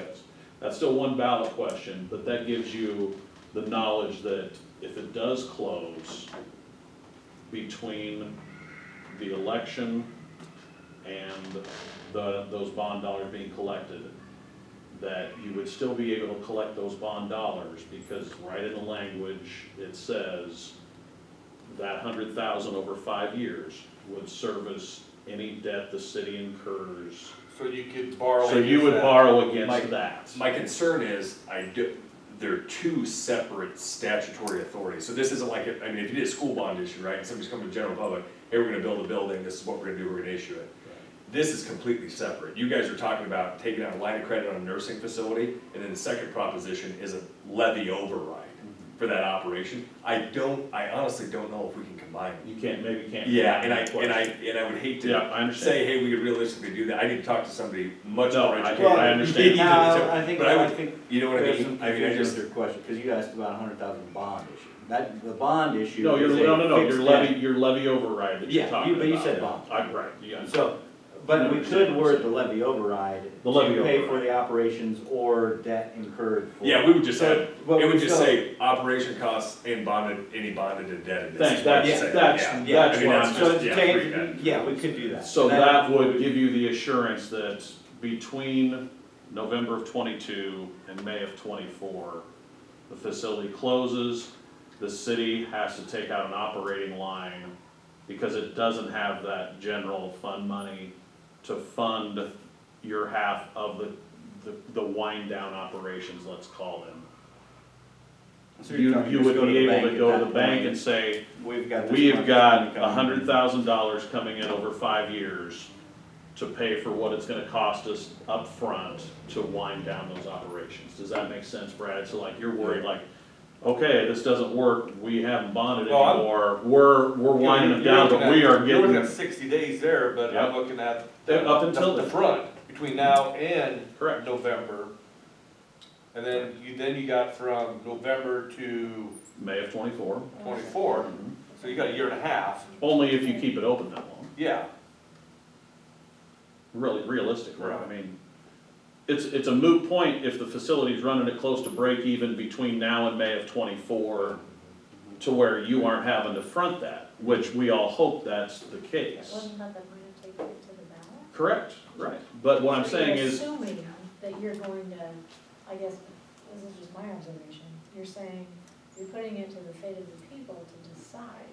So if they vote they wanna keep it, pay for it, it's the city's obligation to provide to the public to keep that facility going until that revenue comes in. I mean, I think then Unless again, it's. unless it's Yeah, a, right, yeah, right. so that revenue isn't gonna make a difference. and you're right back where So- we are now, because right now, we don't have revenue to pay for it. I think the other piece of this, though, just in general education, so here's one point, one way to look at this would be, okay, so we're asking you for a 10-cent levy override, right?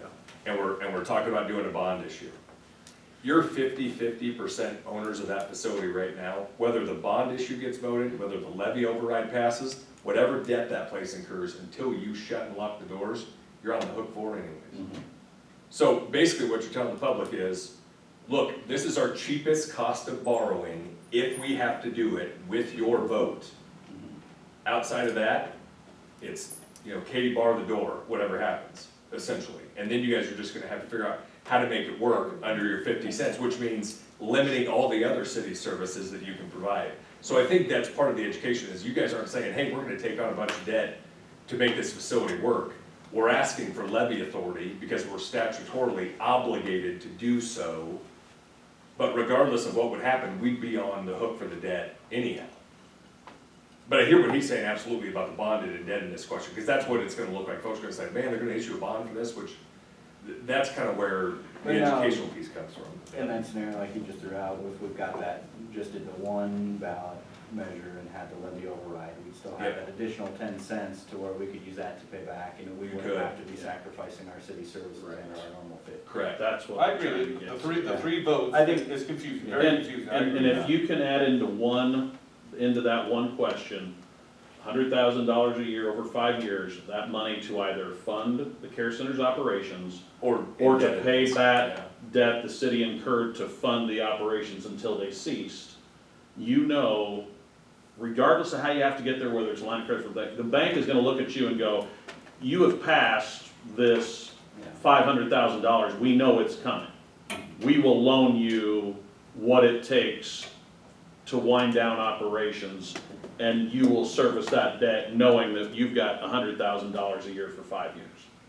Now, if the facility's still open, then let's do this, and here's where it can get more difficult for you too, and there, I mean, a ton of scenarios, but, okay, the vote passes. You're gonna collect that money in 2024. The care center kinda keeps limping along, all right? We're kinda hanging in there. It's costing the city, oh, well, got $150,000 it's gonna cost us to get to May of '24. But the facility will still be open, so they will be using that money then for operations. In that scenario where the facility continues to stay open, but it's cost you $150,000, $250,000 to get to that point, yes, you're on the hook for that. And to me then might be a better timing to say, we've done everything we can do to get the facility to where it's collecting these dollars that you approved. We have to have the ability to pay back that debt we incurred to do so. The other piece of this, not to make it overly complicated, but I'm sorry. on the backside of this, the reason that we brought up the vote is, one, I thought you folks might need more leeway than that. I mean, I thought you might need quite a bit of dollars to make this work. If realistically, you might not need that. Down the road, you folks collect for water and sewer, and you own 50% of the nursing home facility. This gets a little tricky because of the 50-50 split, but Stewart is a perfect example. They own their nursing home facility, they roll it into their utilities. So it's called a combined facilities bond issue. I talked to Lisa about this just slightly, but if you get down the road, if you didn't have a vote, if you have enough coverage between your water and sewer, you can combine nursing home revenues, water and sewer, make it a combined facilities issue. As long as you can show that there's enough revenue between all three of those utilities to cover any debt that's outstanding, you could theoretically issue a combined facilities bond without a vote. The rate will be higher, but, I mean, We're already I don't think there's any increasing appetite for to mortgage your water, Right. or your. but that's just logistically what you'd have to, I mean, if you don't vote, kind of. But, I just think you're setting it up to fail by asking a third question. Let me just put it, and you, I mean, it's your guys' decision, it's a brutal decision. It's kind of forced you guys into a bad spot because we can't just go ask a one ballot question for a 2-cent countywide levy. That's, to most people, probably a lot more palatable than 2 ballot questions, now 3 ballot questions now. So, I mean, I don't wanna drag this out anymore, it's your guys' decision. And well, it's- I think it's, well, we're not talking that 3-4 million, we're looking at, you know, even if it's the 500,000, which, if we're getting to that point, probably gonna be less, because we should have done before that, ideally, to where then, if that levy's passed, we have that coming in the next 5 years. There's at least some avenue on the back end to pay for that. Where you sitting on the stance? Is that what you're thinking, Fawn?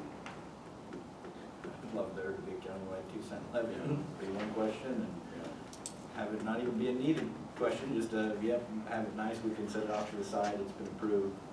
We're gonna keep operations. And they're not amicable to that at all, is that? Well, that's, when we talked in April, that's the direction it was headed, and then when they had their meeting like 2 weeks after that, heard on KBRB, they decided no. And it doesn't seem to be, they don't wanna put the burden on the rural taxpayers. When it's a 50-50, that's short of To the me, counties- last ditch effort to sway those commissioners to see out differently and make one bond issue, which you are really running out of time to be able to do. And really, yeah, they're not, you keep referring to it as a bond, which is correct, but basically you guys are just sitting. Yeah, If the the levy, county the did levy. if the county did a 2-cent levy, Yeah. yeah, you guys would, you wouldn't even have to vote debt issuance or anything, you just No, it'd be, and really that 2 cent levy vote would, they're not pushing up anywhere near their authority, it would just be a. Right. It would be a vote of symbolic, confidence of do the we public. want? Yeah. Yeah. Because What they're the voters say, really, we're their gonna do. sentiment is, it is time for the voters to decide if they want this, so. Right. To me, regardless, there's a ballot question involved, but 3 ballot questions and all that education, that's a ton to ask from, especially your city voters, to try to think that they're gonna be educated enough to see all the nuance in everything on that ballot. Might be where we're at. Is there, so say we decide to just do just the levy override, we've got our set amount, we know it's coming in to potentially pay out. Where do we draw that line? I mean, because in theory, we could go into debt for a while and, oh, we'll have the money to pay it back, but where's the line? Yes, correct. That, and can we set that as a hard trigger line, or is it just a general agreement?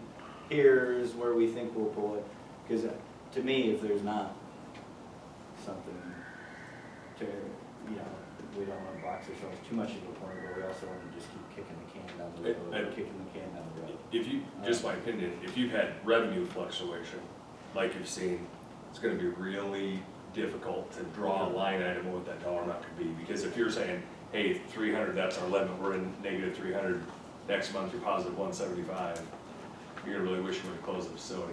I mean, it's gonna be, I think this is more of a time factor. I think realistically, one, I can tell you the other piece of this too, you folks are talking about people that want their property taxes increased. I'm not sure there's anybody here speaking, but I bet you there's a pretty large population in this community that doesn't want that facility to close, and they know that if you guys in the county can't make it work, it's going to. So, I mean. Vance, to answer your question, from your guys' standpoint, if you write onto your, let me get the levy override, okay, the levy override, if you write into that it is either to fund operations or to pay back debt as operations ceased, you know you've got 500,000. So if you were to say then as a council, what's our red line on it? To me, your red line is in that 350, because what you're gonna do is you're gonna go to the bank and say, we gotta have an operating note. Well, banker just left pretty good. Yeah, we've gotta have an operating note. Well, Well, okay, as I say. the bank's gonna tell you what's your collateral for this operating note, and short of saying, well, whatever that Got some real facility and comfy things are worth. beds out there. Your collateral is, we have $100,000 a year coming for the next 5 years, starting in '24. That's the collateral you give to the bank. Oh, yeah. You then, to me, are looking, when you talk about your red line, without this third ballot question, when you talk about your red line, you guys can't go anywhere beyond 3 to 350 most likely, because you're gonna be servicing that debt, knowing over 5 years, you've got 500,000 total that's gonna come in to service that debt. Does that make sense? That forgoes your third ballot question, but you write your levy override to say, not just to fund care center operations, but we are collecting this money regardless if that facility is closed 6 months from now. We're still collecting this money from you, because it's gonna cost us that Well, and I to think, wind it down. even without that, we want that language in there, so 5 then, years is the limit? even if it's No, it's successful, say just they in only the need ballot. 20,000 from us. You don't have to We want collect it. that, and what we had to take out debt. Oh, yes, 100,000, yes. we want it paid back. Correct, and that's right in your ballot question, to fund operations and service debt incurred for And operations, Brad, that can be done, I do think. What? That, put the question like that. right? Yeah, we would just add, Yeah. in Just add a little- indebtedness, it would just say, Yes. yeah, levy override. And that's one question. We put One operating, question, just operating costs of 500,000? levy override because That's we left it to, we thought we were gonna have two separate issues, where there was a bond issue and then levy override. But that then is your assurance that the city isn't going broke in the water and sewer department, trying to float the money it takes to close the care center. Because your last 30 days, all the residents are gonna be out of there, you're still paying for the 2 or 3 that are still trying to find a place to go, I mean, you understand all that. To me, that's your red line, like, all right, if it ever is projected that we're between November of '22 and May of '24, we're ever past 350-ish, Well, No, if we're, even if we case do that closed. to that point, if we're really to too much Or over the 200, numbers levy's don't not look gonna any support better it. anyway. Yeah. Right, so I must have missed, so where are we getting this 350 out of then? That would, you would Basically be just borrowing against, because Yeah. if the voters pass the levy override, all right? It's issued in 23, your first collection is May of 24. I got You're you. gonna collect 100,000 over the next 5 years. You write the levy override ballot to say that 100,000 over till 2028 or whatever it is, either funds operations or is used to pay back debt incurred as operations were wound down. The 350 is just. It's a ballpark. Random number. of what Because you have to pay count for back interest with over that 5 interest, years. amortization. Yeah, What that doesn't do, unless I'm missing something, that doesn't cover us between now and. it does, Yeah. it does, because, We have but debt. it doesn't cover you between now and We don't have any money November. coming in. Doesn't cover you between now and November. Between now and November. But It from covers you from on, November, We could borrow against that coming in. yes. Just go to the bank, say, hey, it's been approved by the voters, we're gonna have X amount. But we have to do that after the So you're vote. already. After the vote. But if the vote fails. Then if the vote fails, it's a Yeah, moot point. But we You're still have, winding we down. still have a debt between now and November. Correct. November. Correct. And if it fails, then the time. Well, I don't know if you have a debt between now I and mean, if they keep November. operating. If they're operating around break even or so now, you don't necessarily have any more debt. That's this That's month, just but because what I about? understand, yeah, correct, it can, I know, as, I'd say, and when, we still have to cover this 90 days or whatever if it failed, correct. Yeah. so, which we probably don't have the money for. If it fails, that's a complete, I mean, if it fails, you're winding down and somewhere or the other, we have you're to- on the hook. We to- have What if it fails to and they're still fund. operating break even, do we just let them go, break, okay, you're breaking even, as soon as you don't do that, you just know there's no money? Is that how that works? I mean, that's. a No, legitimate because question. you're on the hook to provide care for those residents for 60 days, so that they You have have time one to. Well, that's what I'm saying, but if You're not they're- if breaking they're- even in that time. But if they are, say the vote fails, but they continue to break even, residents stay, I staff see. stays, they're continuing to break even, they're not needing funds in, do they just continue to break even, and then if it comes to the point they need more funds, say, sorry, they're not there, you've got 60 days or 90 days or whatever it is. Yeah. But, Realistically, that November vote tells you whether it's. I guess if it failed in November, we still have that I just feel like- 125 from the county. Have you folks gotten any input from people, I mean, voicing any opinion about being upset if the facility were closed? I've heard, Oh, yeah. honestly about 50-50. yeah, Like, it's been pretty hot on both sides. We had this room was full, 90 to 100 people at the Mm-hmm. public meeting a few months ago. And everybody I've talked to, it's been about 50-50 with everybody I've asked. And really, the sentiment is, yes, we all want a facility, but no, we're not gonna pay for a facility that's losing $100,000 a month. So we don't want a facility that's gonna lose $100,000. I mean, I think, to me, that's a generalization. Some people would say, I'm a renter, I'll pay whatever, you know. You can do whatever you want for. That's what's tough about, you have those Yeah. voters that, Yeah, voters and property taxpayers are not, Necessarily the Venn exclusive. diagram is not a circle. But doesn't that, So- Brad, hopefully that Yeah. makes sense, that if you include that one ballot question to I say agree. that 500,000 over 5 years either funds the operations or pays back the city for debt incurred to close operations. Yeah, you could, I mean, You we can, could just. the bank, we would there's just not, set it as there's a levy local bank override. that's gonna say, hey, you've got this money coming in, we know it's coming in. Right, yeah, the We'll question, loan you the money up front to make that. I agree, I think that's easy. Yeah, Yeah. that is. I And if like it the goes whole beyond that, It's you're, that, yep, we got 3, we got 3 months till November. yeah, They didn't have to borrow anything for this month. 2 months, so we have 5 months. Yeah. 5 months could be $500,000, $250,000, could be. And that's, yeah. One thing I if do, the vote fails. you know, there was, Right. in reality, the 100,000 losses or that, you know, we've had a pretty bad stretch. Hopefully that, it seems that now staffing has changed, residents has changed, but that can fluctuate greatly. You know, I also don't want to judge the facility off of one stretch when you, if you look at the greater whole. You know, was it just a really bad 4 months? Or is it a long-term trend? Yeah. Yeah, with the break-even numbers from July, it makes me wonder, okay, they made staffing changes, we got lucky and resident count got up. That's positive, the resident count, that's a positive there. You know, because looking the historical average, what did they have in, when we had that joint meeting with commissioners, what was it, like 18 to 20? 16, yeah. Well, 16 was what it 16 went was down our to. lowest Yeah. in June, but yeah, we've averaged between the 18 18 and to 20. 20 is kind of a historical average. So really those, I mean, that 4-month stretch was at all-time low. All-time low residents and all-time high High agency. agency. So, you know, where that has changed, that's where I'm looking at it. I don't think it's going to lose 100 to 150 grand a month. Yeah, if it did, I'd say we don't even do this, we're done. Yeah, the first month's numbers, about break-even operationally is what it seems, you know, if they can do that again in August, keep that resident count similar in the staffing, and that goes back to the long-term trend, then I think it's got a shot. I guess, but do you think the 200,000 that we've been talking would be enough?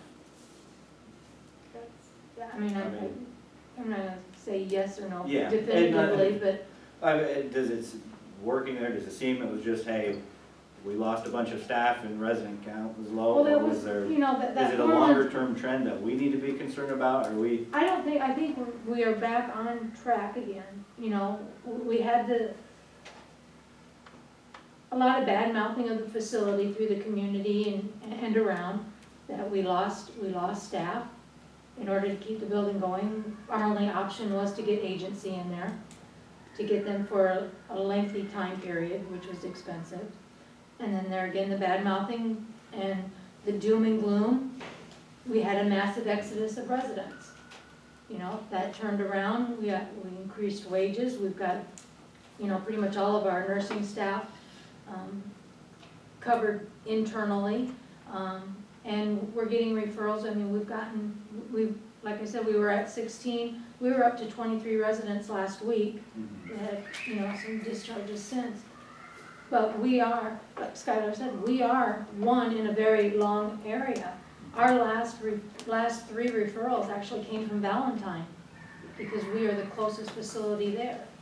Well, yeah, and I think the other shutting down helps us, our population demographically, you would think over the next several years would lend towards,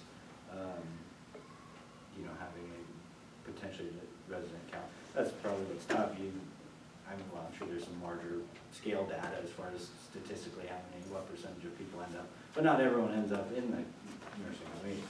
You know, some just go well until they don't, you know, but some have to go through that path, so. Dan, it was pointed out at that meeting, that public meeting, you weren't here, but just Brown County alone has at least 600 people that are of the age that are getting close to possibly going in that facility. That's not counting Kippo County, Brock County, Blaine County, Cherry County, any of the surrounding areas that has no facility. So we're probably looking at a customer base here of well over 5,000 people that are to fill 30 rooms. I agree, that side of it looks good. I think from our end, where it's tough, where it's still the 50-50, we can't break the city to get to that eventual day where everything lines up. So that's where here we have to figure out how we do that. And if, for the 100th time, just to put it on the radio paper, if this was a countywide levy of 2 cents and we could actually work together on our interlocal agreement, this would have a lot bigger shot. So we're gonna do a bond? Rather than us here, they're doing their thing, communications have seemed to have broken down really since that first public joint meeting. My assumption would be if you folks are that kind of split in the community, with it being kind of a hot item of discussion, the vote's gonna come out that direction. So the folks are gonna vote for the ability to issue debt and the levy override both, if they want the facility to be here. If they don't wanna fund it at all, they're gonna vote no on both. I mean, I know that we've gotten over the logistics of kind of the information, but that's the easy peasy. Somebody's not gonna say, oh, I'm willing to do a 10-cent levy override, but I'm not willing to do a couple $100,000 in debt. They're either gonna be in for both or they won't. Opinion, you know, if you're in for a penny, it's a pound, you know? So, not to force you folks one direction either way, but I think you're kind of getting to the point where you'll have to decide, just to decide if you want to do it in November. I mean, as he brought up, you can do specials for all this stuff at any point in time you wanted to. I mean, you know, that's a mail-in ballot and everything like that. But that's just kind of where the rubber meets the road. I mean, we can adjust the resolutions to whatever you want. I mean, to that dollar amount, we can adjust that levy override number, we can do any of those things. You know, it's just, that's where you folks make the big bucks. It's gotta go to vote people this November. I'll just say, keeping it to a one question, I'll disagree with you a little bit, Brad, to the point that I think 3 ballot questions Yeah. are gonna really confuse people, and you're gonna get more no's, just by. I'm. So I think that really hurts your overall chances. Here's to your risk, Brad, of exposure for the city. You're gonna hear from your voters in November. If that passes, you know you've got the flexibility, even if it winds down before then, that you're covered. If it fails, your exposure is the time, because you won't have that source to draw on, your exposure is the time from that the ballot fails to the time you can close the facility. Because if the ballot fails, the facility's gonna close. It has to, I don't think there's any limping it around or saying, oh, well, we'll keep it open as It's long not as it gonna breaks close if even. if it makes No. money. You saw when there was any kind of uncertainty the last time, that as soon as it looks like it's not supported, families are pulling loved ones. The vote Yeah, they fails, let's be realistic, if the vote in November fails, this facility is closing. I just think but your exposure is, you're on the hook from the time that vote fails until the time you can provide your 60 days and wind down operations. You're on the hook for that with no recourse. Well, in That's what you're on, that's In what the your case that exposure is. going to fail, it's not likely that the bond side of it would pass. No. So, you know, that's, for a while, the question was kind of, you know, if it passes, how do we fund it? But now it's almost turning if it fails and goes through, you know, could be some, that alone could be 300,000 plus for us. Probably. But if it passes and it, you know, goes under, we at least have that levy authority of that 10 cents additional from the city. And then, and really that 10 cents, if we counted under that, that's taken, what we said is 8 or 9 cents that we're currently paying and putting it back under. So we've got a little bit of flexibility on that side. That's what I'm And saying. I think you can get by dollars without a are third low ballot enough question. over where we've got a 5-year paying span. Yeah. You know, I see the point that bond might not be necessary. That's kind of where I'm at. Should we just, budget for 80,000 then, come budget time? Well, we'll discuss that with the budget hearings, right? Yeah. I don't think we can commit to that Well, hearing now. Right. If Within, Okay, um, so are you guys basically against the bond now? That's what it sounded like. Well, if we only have 2 ballot measures, we have to be against the bond. Personally, that makes me afraid. I really do. But I agree, I really do want to see Well, this it's all pass and debt. go. It's- it's really, like you said, it's just cheaper debt if we can do it as a bond versus potentially cheaper, maybe we get it. If Marcus would have just hung around, and promised us. and all that Yeah, stuff. you'd be able to do, yeah. I mean, you guys, what I would say is, you probably don't, you're gonna have a really difficult time finding a long-term solution to whatever debt you incur in that point. Is We have what it's to gonna borrow make- money Yeah, from these, the the bank. local Personally, institutions will be great to work with, Yeah. any line of credit. The question's just gonna be how fast you guys can knock that out. Like he said, how far you go in debt. But I mean, like you said, it's not gonna be a massive, I mean, I apologize, my understanding was that you folks had already gone quite a bit of debt. We had a bunch of, some lines of credit to kind of No, cover we've and. spent a lot of public funds on it, but we haven't Okay. incurred debt. Okay. We have committed to, the county's gonna put in 250,000, which we were gonna have to pay back. And you haven't had to do that, so, Not yet. no, you haven't had to do That that. we know of. So that's still part of this conversation on how do we get, And I don't even remember how we sorted that out with the meetings, but it really I guess- isn't it I'm just basically. telling you, the county hasn't put that 250 in yet to put you on the hook for that 125. You understand what I'm saying? Well, and their Still commitment have to the 125 was, their motion five was years. depending on us being able to get that. Yes. It's not in our budget. Well, we have said, hey, we want to keep this thing going, and we're, I think at this point, hoping we can get to that new budget to find that 125. Lisa, Lisa's got a lot. what do you think on the bond? Sorry, I couldn't hear you over. Well, I was just from my own perspective, I think you want the cushion. I mean, I know we keep talking about how, well, if they're losing that much money, it's, you know, the city and the county are gonna even entertain it, but we already are. And, you know, with the hope that things are gonna improve. So, you know, you say, let's put it to a vote of people, so that, let's say hypothetically, people vote and they say, yes, we want it, we're gonna pay for it. And you don't put the bonded debt in there. So it's just the levy override, and then the city's figuring out how do you fund it until the money comes in. So you got a year and a half, and let's say they're still, and I know this isn't an optimistic way of thinking, but that's kind of my job, is to be the pessimist in the room.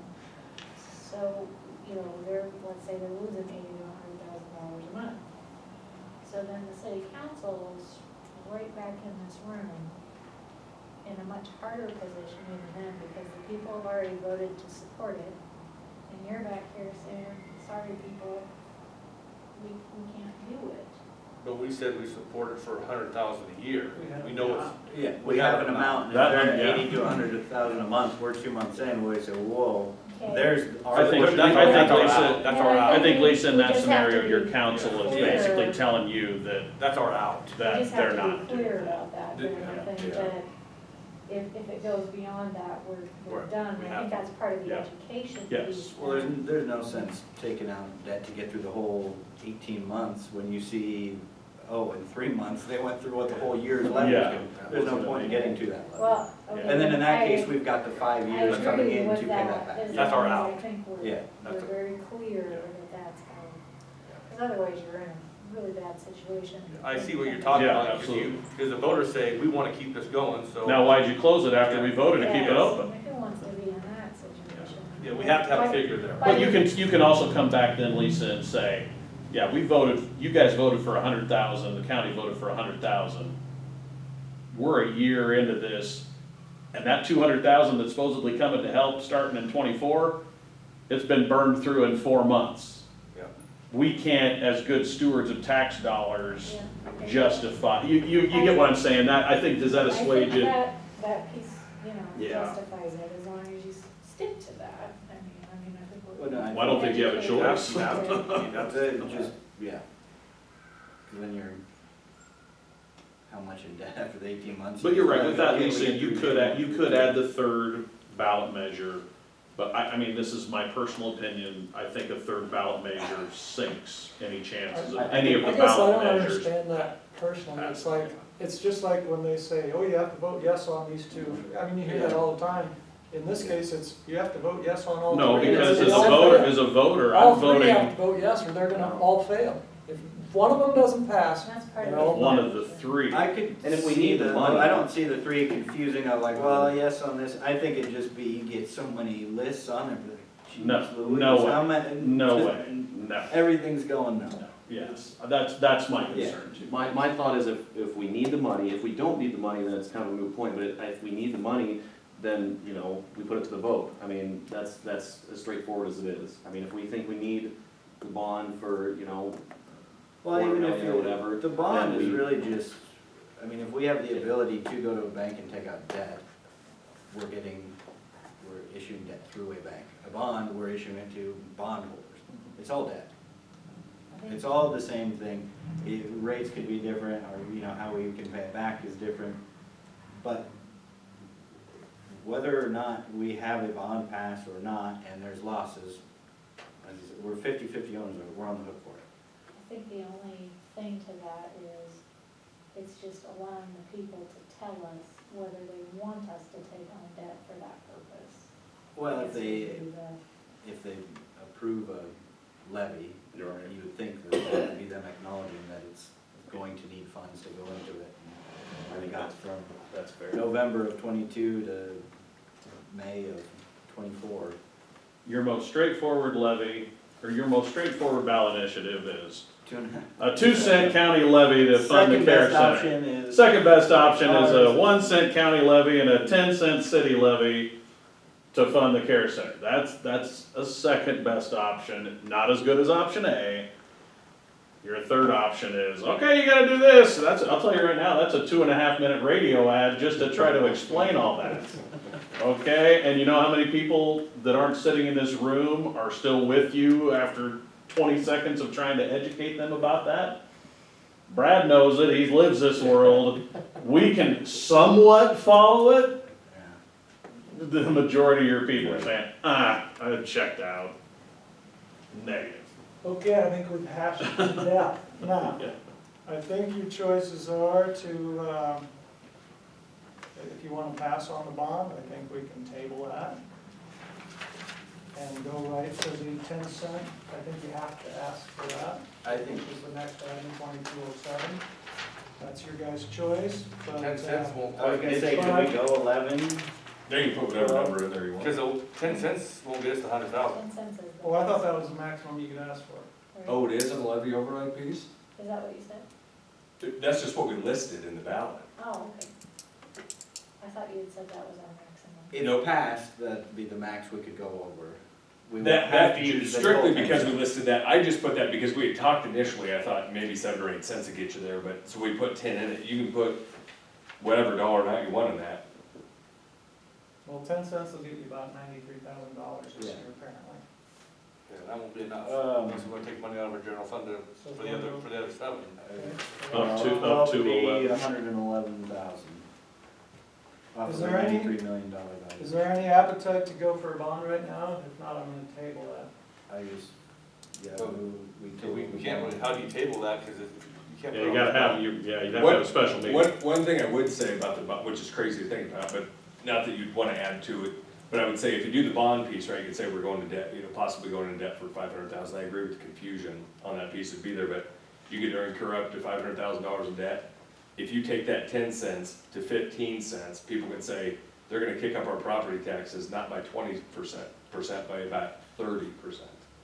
Because if they do the calculation off 45 to 50 cents you're getting, that's the math.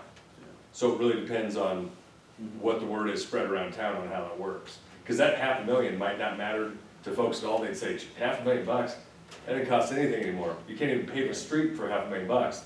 But kicking us up 10 or 15 cents, no way. You guys might actually get a little bit of action in reverse on this thing too. Just, not to make that bad, I shouldn't have said that after an hour and a half of talking about this, sorry about that. Yeah. Either way though, you gotta have it. You know, folks gotta put it out there and gotta do it. So whichever dollar amount you want in there, you can just fill in the Word document. Lisa, you can just pop in that resolution and they'll just sign that and that'll be the ballot. And really, the 100 and 100 isn't there anything magical about that? Well, we've been kicking in 80 to 10 would cover our historical contributions plus a little. So you're saying 10? I don't, I'm not saying anything. Yeah, I'm just throwing it out there, that 200, it's not like we had some magical formula that spit out, we need 200. I thought that's kind of what we It- agreed to at it's- the county Yeah. meeting a month or There's two ago. been a lot of, you know, and nothing's been set in stone.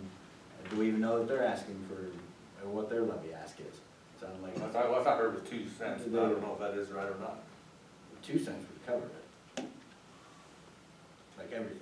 Oh. No, I think they're down to 1 to 1.2, Yeah, something like Okay. that. Are they- They're at 1 to 1.5. But they didn't approve any ballot language or anything. They haven't done No, anything they haven't yet. done They're gonna put it anything on the for ballot, you though, guys. right? They are gonna put it on the ballot? Well, they're gonna vote next week. to They put want it us on to ballot, come next week, or they want you to come next week and Yeah.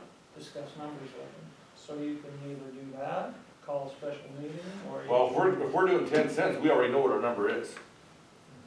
We're doing 100,000, that's all, that's the max, Yeah. per year. Or, Lisa, would you say it's not 10, it's gonna be 10 and whatever change that 10, I think if we go over 10, I think that's gonna be a deterrent. I think we need to leave it at 10, and then we can find the other. 7, oh, Seven that was what I'm cells. saying, yeah. I was gonna say, I think the ballot language would say X cents equaling however many dollars. It'll just, the ballot language will just say 10 cents. Then you're right, then, so if it's 94, you're We can come up finding with the other 6. 6, we can come up with Gotcha. 6 someplace. Gotcha. Well, because then that, you know, and through looking at it, that what we've been contributing comes off of that Yeah. 47 really. So we And that to me is part of your education. So we is can budget 10,000. What we're asking you for really But 10. is only $20,000 more than what you've already been paying. Because that I think is a big important piece to No, your it isn't. education. No, it isn't, because. You're already contributing 80. You're already contributing 80, Correct, but that's coming out of other city operations. understandable. Now, we're gonna get that 100 separate and put that 80 back into the other city operations. Correct.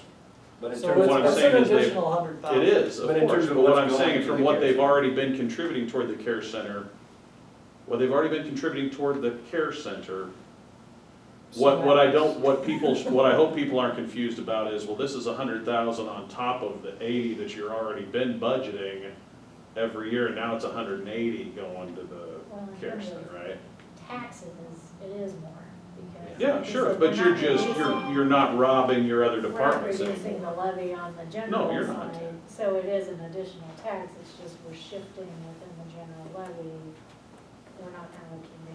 And this is a conversation for the education portion Yeah. of this, Yeah. I feel like. Now, as well, I'm going on, say this passes and we have the 10 cents, does that all show up on that tax bill as City of Waynesworth, or does that get its own special one? Or it's just all city? So in this case, say we did that, we left ours at 47, we'd show 57 cents city. It would show 10 cents. Now, you said we can collect less than that, do we set that every year? Correct, you set that every year. Just as we do with our. Yeah, general you levy? folks set that every year, you got it. Yeah, it's just up to 10 cents. Yep.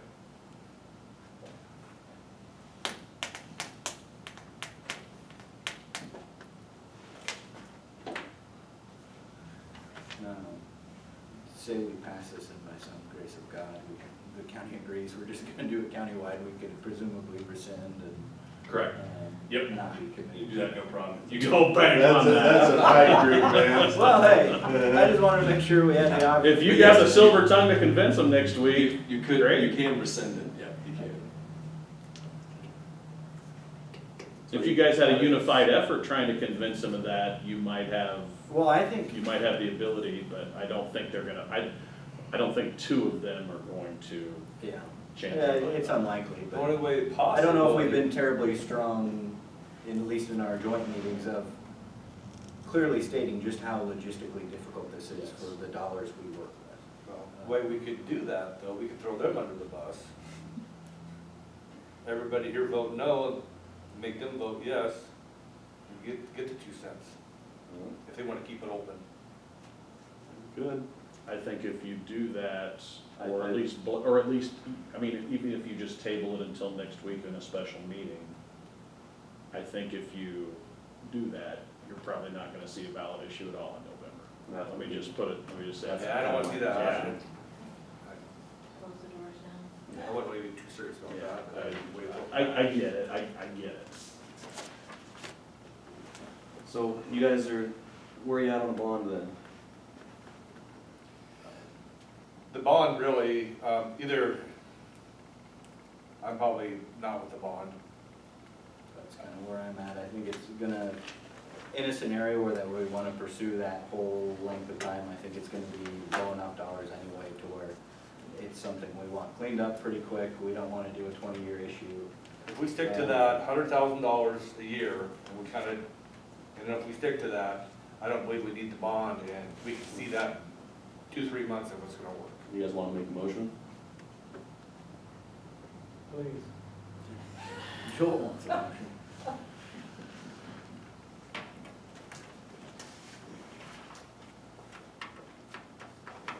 How would that motion? I was gonna say, is this motion approving the ballot language? Probably be It denying. would just make a resolution. motion to pass a resolution for the levy override, and then we tweak it up and you guys would just sign the We final. don't have to deny resolution. it. This is for the bond, though.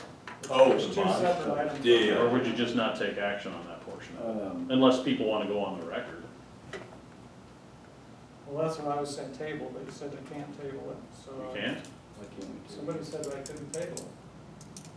You can table it, if you table it, then your next meeting's in September, pass the deadline, and put it on the ballot. Yeah, maybe we'll table it, if we change our mind, we can always do a special meeting, so. Nobody wants to take any action? I move to table resolution number 22-06, that is the bond line. the bond, whatever. It's a bond. Yeah. Right? Got a motion? Second. Motion and a second, any discussion? Call roll. Vance, Aye. Brad, Yes. Brad, Aye. Because Table. then that could be, if we had a special meeting Yeah. and decided, hey, we really do need that. If we change our minds between now and tomorrow. then, Yeah. we could still take that off the table. Yep, for sure. We're not gonna have an hour and a half discussion on the next one, are we? No, that's right. They're reserving that hour and a half for the garbage truck. I think this is fairly straightforward. Based on the 2207, is that what? 22-07, yep. So would that be just a motion to approve resolution 22-07 for a 10-cent Levy override. levy override? You got it. Does he have to read the resolution? Brad, do they have to approve the ballot language tonight, or? No, we'll get the final, you're essentially putting resolution authority in there for the 10-cent levy override. We'll add that, additional. operations plus indebtedness to the end of it, and then you'll sign that resolution, that's Should what. I put that in the motion, I guess, to For 22-07 for a 10-cent levy override for care center operations and potential indebtedness? Contingent on county, does that have to be in there? Well, if the county doesn't pass it, nothing passes, so we don't. You want to go with the county, then we're less. Second. motion and a second, any other discussion? Please no. Call roll. Brad, Yes. Skylar, Aye. Vance. Aye. Motion carried unanimously. Perfect, thanks for having me up, folks. Thank you. Yeah. Good to see you. Yeah, I will. Let me Thanks, know. hey, thanks for all that, that's, I mean, Yeah. that's really a lot of, that's a lot of, figure out. Yeah, Well, it's that's a lot of on new that folks to discussion. kind of calculate through stuff. I'm glad I could be here for the session, that was a great discussion. Well, it's a big deal for our community. Right. I mean, it's That's big in nice. both ways. It's a big That deal really, for our community. that really And helped. you too, Penny, thank you for Yeah, coming. thanks for coming. Let me know if you have any questions after I take off. Lisa's got my contact info, so if something doesn't seem unclear, you got questions, just holler at me. All right? Going home yet tonight? Oh, yeah. Travel safe. Yeah, no, I just. Watch So out you for should the have deer. kept him here That's another what I was 2 gonna say. hours, I so know, yeah, I you use got the. the whole, I got rock chips all over the front end of my pickup though, so if I smash one, I get it all resprayed, it looks sharp. You'll be set if you smash one. Yeah, that's true. Yeah, that's true. Thank you, folks. Yeah, See you. Holler if you need anything, okay? Thanks. Thank you. Sorry, I didn't mean to draw that out for any longer. No, Just trying to- well, I just- Well, that's I really a thought hard you. issue, it's good to discuss it. I hope you're right. I think we're Another gonna 40 city hours council. on this issue. It's a big deal for our community. Huge. Good to have. Yeah, everybody thought the chickens were a big deal, but Yeah, I missed it. I've been here for 4 months with the chickens. I I thought couldn't we- get my, I drove 84, I should have driven down. We're gonna read it. That was Read all it. we did was read it out, we could have gone back and forth for half an hour. I was gonna tell Marcus, if you get yard of the week, you gotta put chickens in your yard now. all right, moving on, we're gonna discuss and consider another resolution, number 22-08, renewal of insurance coverage by Alarm, 2023. So this will be next year fiscal year cover starting in October. So they've got us quoted at $114,297 for the year. And as always, you can choose your credit options to get a little bit of a discount. And this is confusing every year. Because you renew it for 3 years every year. Yeah, Yeah, this was good. so, and I've clarified it every year, and yes, it's really just saying that you're gonna give them 180 days notice if you decide to go out for bid. So, you can do the 3-year notice again at the 5% discount. We would just have to provide 180-day notice if we want to go out for bid next year. And that's what So that would put it at $108,583. And that's all of our workers' comp, general liability, errors and omissions, property coverage, that's everything except for vehicle. What kind of increase did that amount to? I believe it was, Just an average? I mean, cause their one sheet said that property was going up 11%, yeah, liability 5.5, and workman's comp 5%. yeah. And I think in years past, we had, what was it, between 3 and 5% between general liability and workers' comp. So it is a bigger increase this year than it has been in past years, especially on the property side.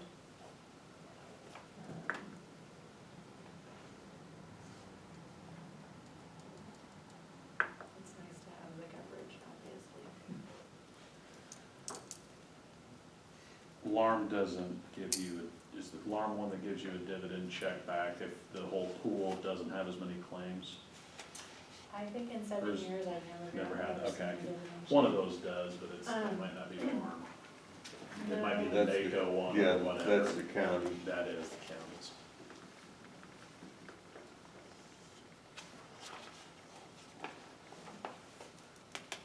I don't know if you guys have any questions.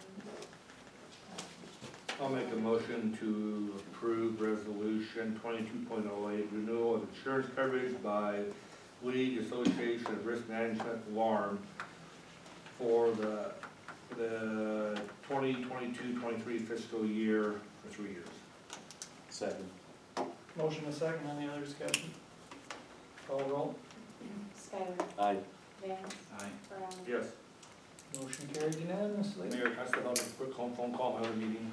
Absolutely. Okay. I'll give some more merit report. Okay.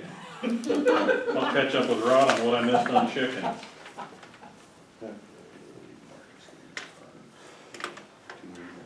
then those on red.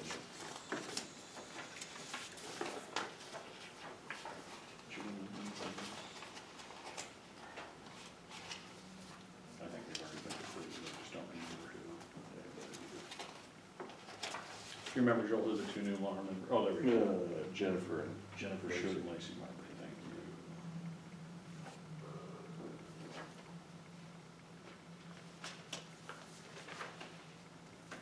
And you said the ones probably, yeah, they're basically minutes, but right. Committees for the results of the election, and, we'll work. So do we have On policies to make sure accurate, is ready to go for Schedule the one. 2020. What's the lead time on those? I've never actually. It's basically 7. They will be reviewing, yeah, they will be reviewing internal policies to address new items in the final meeting. Yeah, so we all have to do our own thing. Because they have to expect some changes. Well, I think it's really at this point, if we have a joint meeting, we've taken our action to cover ours. I think we need to determine how logistically difficult it is to respond to an increase in costs. That's a million 10, it's pretty tough. You know, that's a whole really good discussion. We've done our part to do like 3 readings. up This is and what do it. we can do. But we want to really give the zoning board enough flexibility moving forward. And it still can go to a vote. And if it doesn't pass, we just don't do Thank it, you know, I think that's the key, it's still getting voted on, but. Yeah. I think you can certainly request to be on the agenda on the 16th. All right. If we have a question, who is going to police? Move on to next item, discuss and consider resolution 22-09, authorizing the negotiation, execution, and delivery of a master lease purchase agreement in the principal amount of $483,253.40 for the lease of a garbage truck and bins, which, you know, I guess, So if we turn this down, what happens? I think we've already Sure. gone through this and made this decision long ago. Now, my one With permit. question or concern since when we first Prior to the started about, we were looking change. at the lease numbers, if I'm reading this right, is that rate still the 3.5? Is that has, because that was over the last several months where my concern went of, hey, we committed to this at this rate, are we still getting that rate? Because it's have gone up. I believe so, when I talked to something last, or sent me this information. I've got in the sheet, it said, still says the 3.5, but I didn't know. It was either 2.25 or 3.5.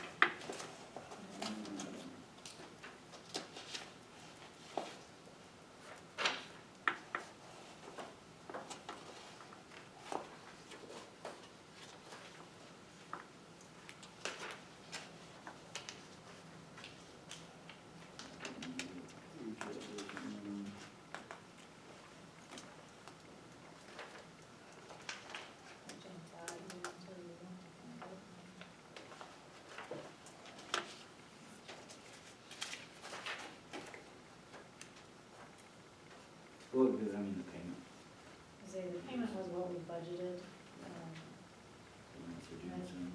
I know initially when I talked to them, Here we go, page 16 of 23, I guess you know. Exhibit B, dated as of August 10th, 2022. So if I'm reading that right, we're still in that 3.5%. Yeah. Rate. yeah. Okay. Did you always plan on leasing the 64-gallon carts with lids? That was always part of that for you. That was, okay. Yeah. I just, I know, in working with my leases, you know, if you lease something and it gets damaged, you're gonna pay for it. Yeah. So you're gonna be paying for it twice. Because if the tote, if something happens, Lisa's running the truck and she rips the lids off this tote, the tote's gonna have to be replaced. Yeah. And you're still paying under lease, but you're gonna have to buy a new tote to replace it. That was my Even if, well, concern. basically this lease, if I understand these right, they're just, they call them a lease for some accounting purpose, but Yeah. it's a way of financing and you buy it for $1. Right.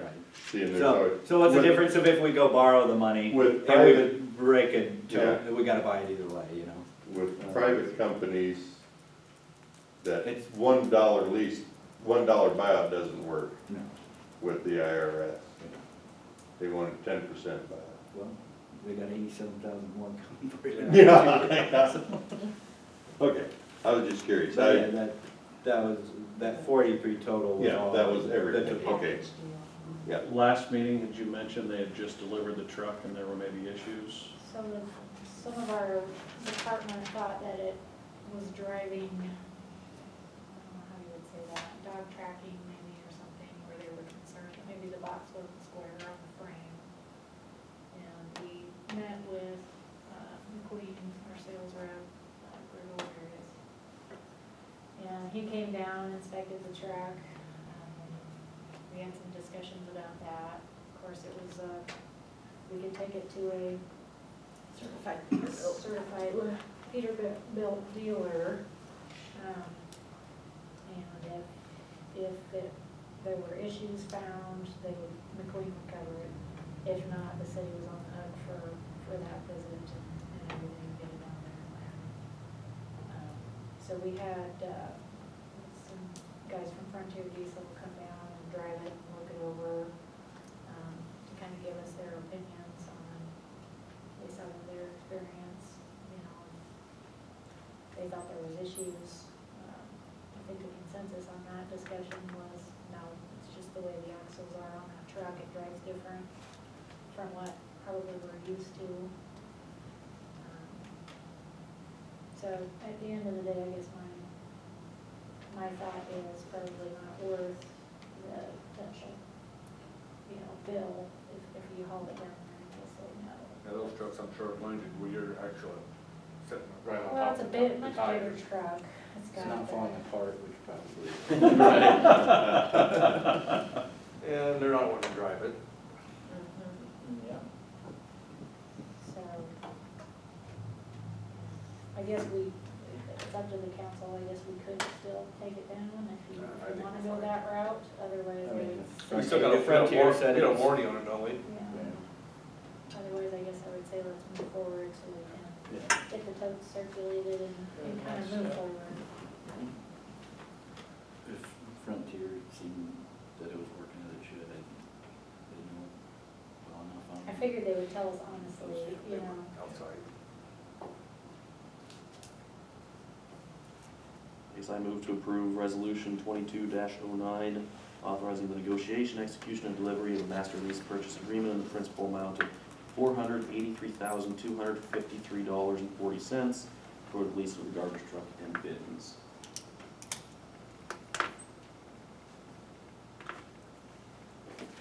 A motion, Second. motion and a second, any other discussion? That's for 7 years, right? Yeah. 7 years, 3.5%. Do they have any more funds available for us on those terms? And the payment would start, I believe it said October 15th, so that'll be our new fiscal year. There you go, borrow enough, then you don't have the bond problem. All right, call the roll. Vance, Aye. Brad. Yes. Skylar. Aye. Motion carried unanimously. Next item is discuss and consider the preliminary draft of the revised municipal code book. Everybody got that committed to memory, that new code book? Lisa, will you read that to us? Well, let's see. I want to order some people. Rod and I get paid by the hour, so. Yeah, I bet you do. I think at the end of the day, you know, this is just preliminary draft, so it was more if you had a question or something stuck out like a sore thumb to you that you didn't think was right. Mostly it's just, did you find any egregious errors? Did you read it? I looked through for 2 nights. Yeah.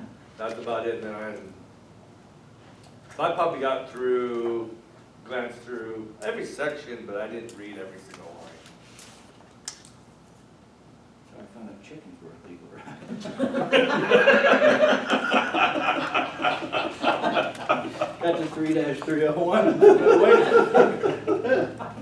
I mean, because at the end of the day, really this exercise was to update it to state statute and then include the ordinances that we had passed that weren't in the current hard copy of the book. So unless there really was issues with the ordinances, the new ordinances that we've adopted, which I kind of went through and I didn't find any errors. If there were errors in state statute. When was it last done? 2007? 9, 7? I don't remember. More than Slower 10. do. It's been a while. Yeah. So, yeah, there's quite a lot of underlying, which is all statute. I was- Statute. I know that the fellows down there that put that together resisted putting the subdivision and zoning sections in. They always used to be in the book. In the end, I think they need to be in this book, because if we're going, you know, if everything else is updated, those ought to be updated and put in the book too. It's very difficult. We have zoning issues all the time, Yes. and we've got subdivision issues all the time. And there's no subdivision and zoning section in there like they used to be. They always had it in this book, and now it's not in there anymore. And I don't know why. I've had that, I've seen it with other communities too, when they, you know, and it just seems like and I don't know if it's just this company or if it's all companies, but more and more communities are hiring outside entities to come in and just update the zone, specifically just to update the zoning. Like as a separate deal, which I figured if they're not gonna cover it in this, we need to do that, because we've been talking about that for years anyway, the planning commission. Are they declining to do that, or what is it that they're? Wasn't part of They said it was not part of what they were doing. What would it cost for them to do that then? Because you said it's not part of the fee, they should buy I don't your know if they were fee. willing I think to we do it. asked them. and They the said answer they could was- recommend somebody. Well, they used to do it. I don't know what's changed, but it used to be done by that same McNally outfit down there in Neely. Yeah. So I guess, and in honesty, my thought process was probably that we would just hire a third party to come in and just do that, because we've been needing that anyway. Board of Adjustment and the Planning Commission have been talking about that for a while, that we need to update a lot of our zoning codes. Well, I would suggest if they aren't gonna do it, we get somebody else to do it. Yeah, well, that was my intention. start with when they refused to. That's why I said, I don't know if that was all companies that refused to do that, but I've seen it come over the, city manager's list of, they're procuring for engineering services for the zoning updates. Did we need any action on that side, or is it just to bring it to everybody's attention? I don't think you have to take action if you don't, the way I read this, unless you had, changes. One that I've noticed, and I don't know, maybe it'd be better just as an ordinance or something. Mandatory use of city services, section 7-102, says all residents of the city shall be required to subscribe to city utility services, which shall include water and sewer plus electricity that may be supplied by a non-municipal power company. I just was reading that and thinking about like solar installations. If somebody was to set up a solar install on their house, would they still be required to be hooked up to NPPD power? Would that be a requirement? And that's, I've just pulled up the statute, and it says in the statute, the cities and second-class villages, cities and second-class villages have the power to require people to subscribe, but it doesn't say that we have to. I don't think electricity is a city service. I think they're talking sewer, water, Well, it and says, garbage probably. well, it says shall include water and sewer plus electricity. If the city would be providing the electricity, Well, but they're the not. city owns the electrical system, we just lease it to Well- NPPD. So if somebody hooked up, solar to their house and bypassed NPPD, that's bypassing the lease payment that NPPD makes to the city, which would be the same as foregoing water and sewer service. Gotcha. And I think, I think that's why Skylar, that's in there. on all the solar anyway, most of those people still have an agreement with NPPD. Most of them do. Because. It just yeah, lessens their, people it just will lessens their go bill. Yes, doing that because it metering. doesn't provide all their power typically, and it Yeah. doesn't certainly provide power. You get some that certainly want to be fully off the grid, but I would think. It's probably a rare, I mean, I know it's not a common thing, I don't think. No, there's yeah, houses yeah, that have those solar wanting to be panels off the grid probably aren't living in the city. It's just a thought. But I could see leaving that in, just say their system goes down, are we gonna have them coming, my electrical's down, what are you gonna do about it? Yeah. We seem to have people coming in for, the types of issues that they're part of their private system and it goes down, it's the city, and I think that would be, especially a situation where they would do that. I guess in regards to, I think you got a point. I mean, like This she is said, non-municipal power company. yeah, I mean, the way it's written is that if you, even if you were off grid, you'd have to be connected to the That probably needs change. power grid. But I mean, like she said, if we're paying the lease on the poles and stuff, Well, I think you can be connected without having to draw from that power. well, yeah, but even If they're if generating their own power, but if we're looking at a, more community-wide, just logistically, here's how our lots are set up, it's, to me, it's similar when we, even similar to that, we're cutting the lot in half. Well, no, we want the infrastructure of the city to be suited for the modern needs. Part of that is having that property. well, and I don't It's got know, electrical, being connected to electrical so people can. and I don't know where the line is drawn, if it's just having the lines to your house or if it's having a meter. But if you have a meter, then that's, I think, a $15 or $25 a month charge from NPPD. It must not be the meter though, because I mean, there's plenty of properties that don't have a meter. So There's a meter charge, I'm sure, nothing. there is a meter charge. Okay, well, maybe that's a non-issue then. Do you think it'd have anything to do with if people wanted to have their own generator, the noise factor, that neighbors wouldn't care for that? Maybe. Because I haven't think we had not that only- situation once over here where Not only power was that. shut off for non-payment, and we had a generator operational to, When you're in the corporate boundaries of the city What if has they an were off the grid obligation. and had total their own solar? The city has an obligation to provide basic Said services they still and gotta maintain pay. them, so, part of that requirement to have a hookup, more or less, is part of that. We're paying to maintain it so that you can have it, so you have to have it to make the funds generate so that we can maintain that for you. That's the argument. I would say we just leave it. Yeah, I If just you say wanna be off the that, grid, you gotta move to the country. after thinking about it, I mean, it wouldn't require a meter, so I mean, it wouldn't necessarily require a monthly payment to MPPD, whether you were using their service or not, so I guess I'm kinda indifferent on that. I can't imagine how big of ion battery pack you would need to run a house Yeah. strictly solar. You got a storage room or a pantry? I bet that'd be enough. I don't know. Who could afford it? Your electricity's cheaper because It's getting better, but yeah. basically a 12-volt car battery size ion battery is $1,000. A lot of them are, yeah, right. Yeah, It'd be cheaper off people with electricity. yeah. The panels themselves are getting cheaper, but no, we're talking about storage. It's Not metered. Yeah. Well, most of them, you're selling your solar energy back to the company, because that happened in Arizona.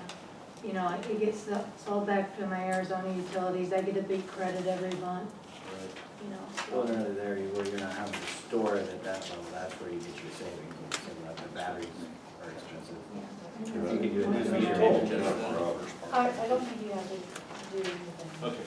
I will Everybody just get on that? Yeah. be opposed. We're moving into record territory, kids, so we're gonna move on to the city administrator, clerk treasurer's report. And really, the month was pretty monotonous for me with just a couple of issues that just were time consuming. So I don't have a whole lot to report because we covered most of it already tonight.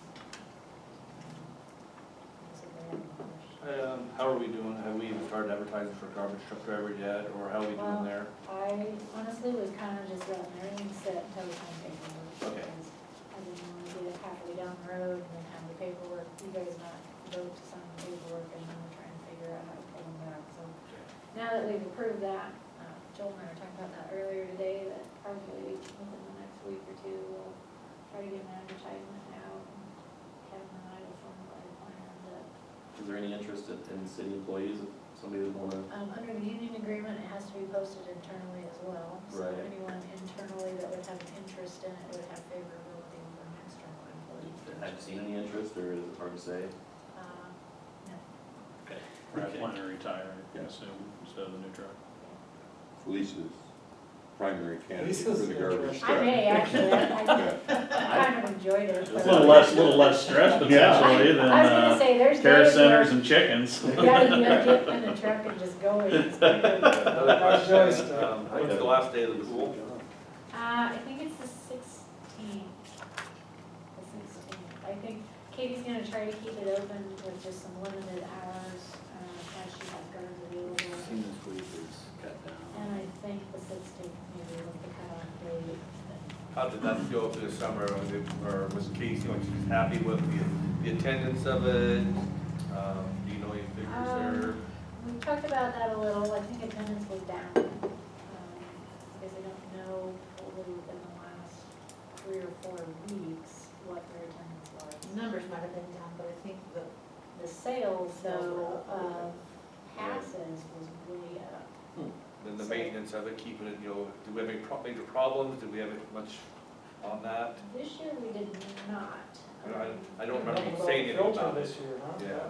The boiler. Sinkhole, I hope it doesn't swallow the Having water. some trouble with the boiler, Yeah. so we're probably gonna have to address that before next year, but, no, actually, compared to last year, I think things really ran pretty smooth. We had a good group of guards, so staffing wasn't an issue. And, things ran pretty smoothly, I think, for the most part. And we didn't even have a lot of maintenance costs this year, because we didn't have to paint or crack fill or anything. So, it would be a record year for low expenses. Nice.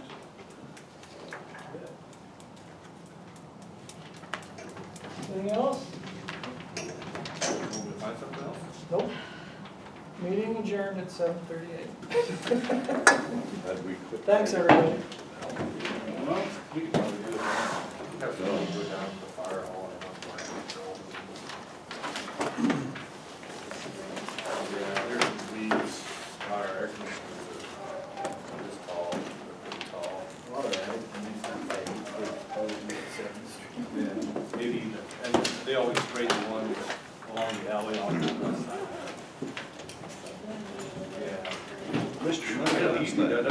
this year. Sounds like I left some out there, we shot 7 birdies, but I heard a lot of birdies.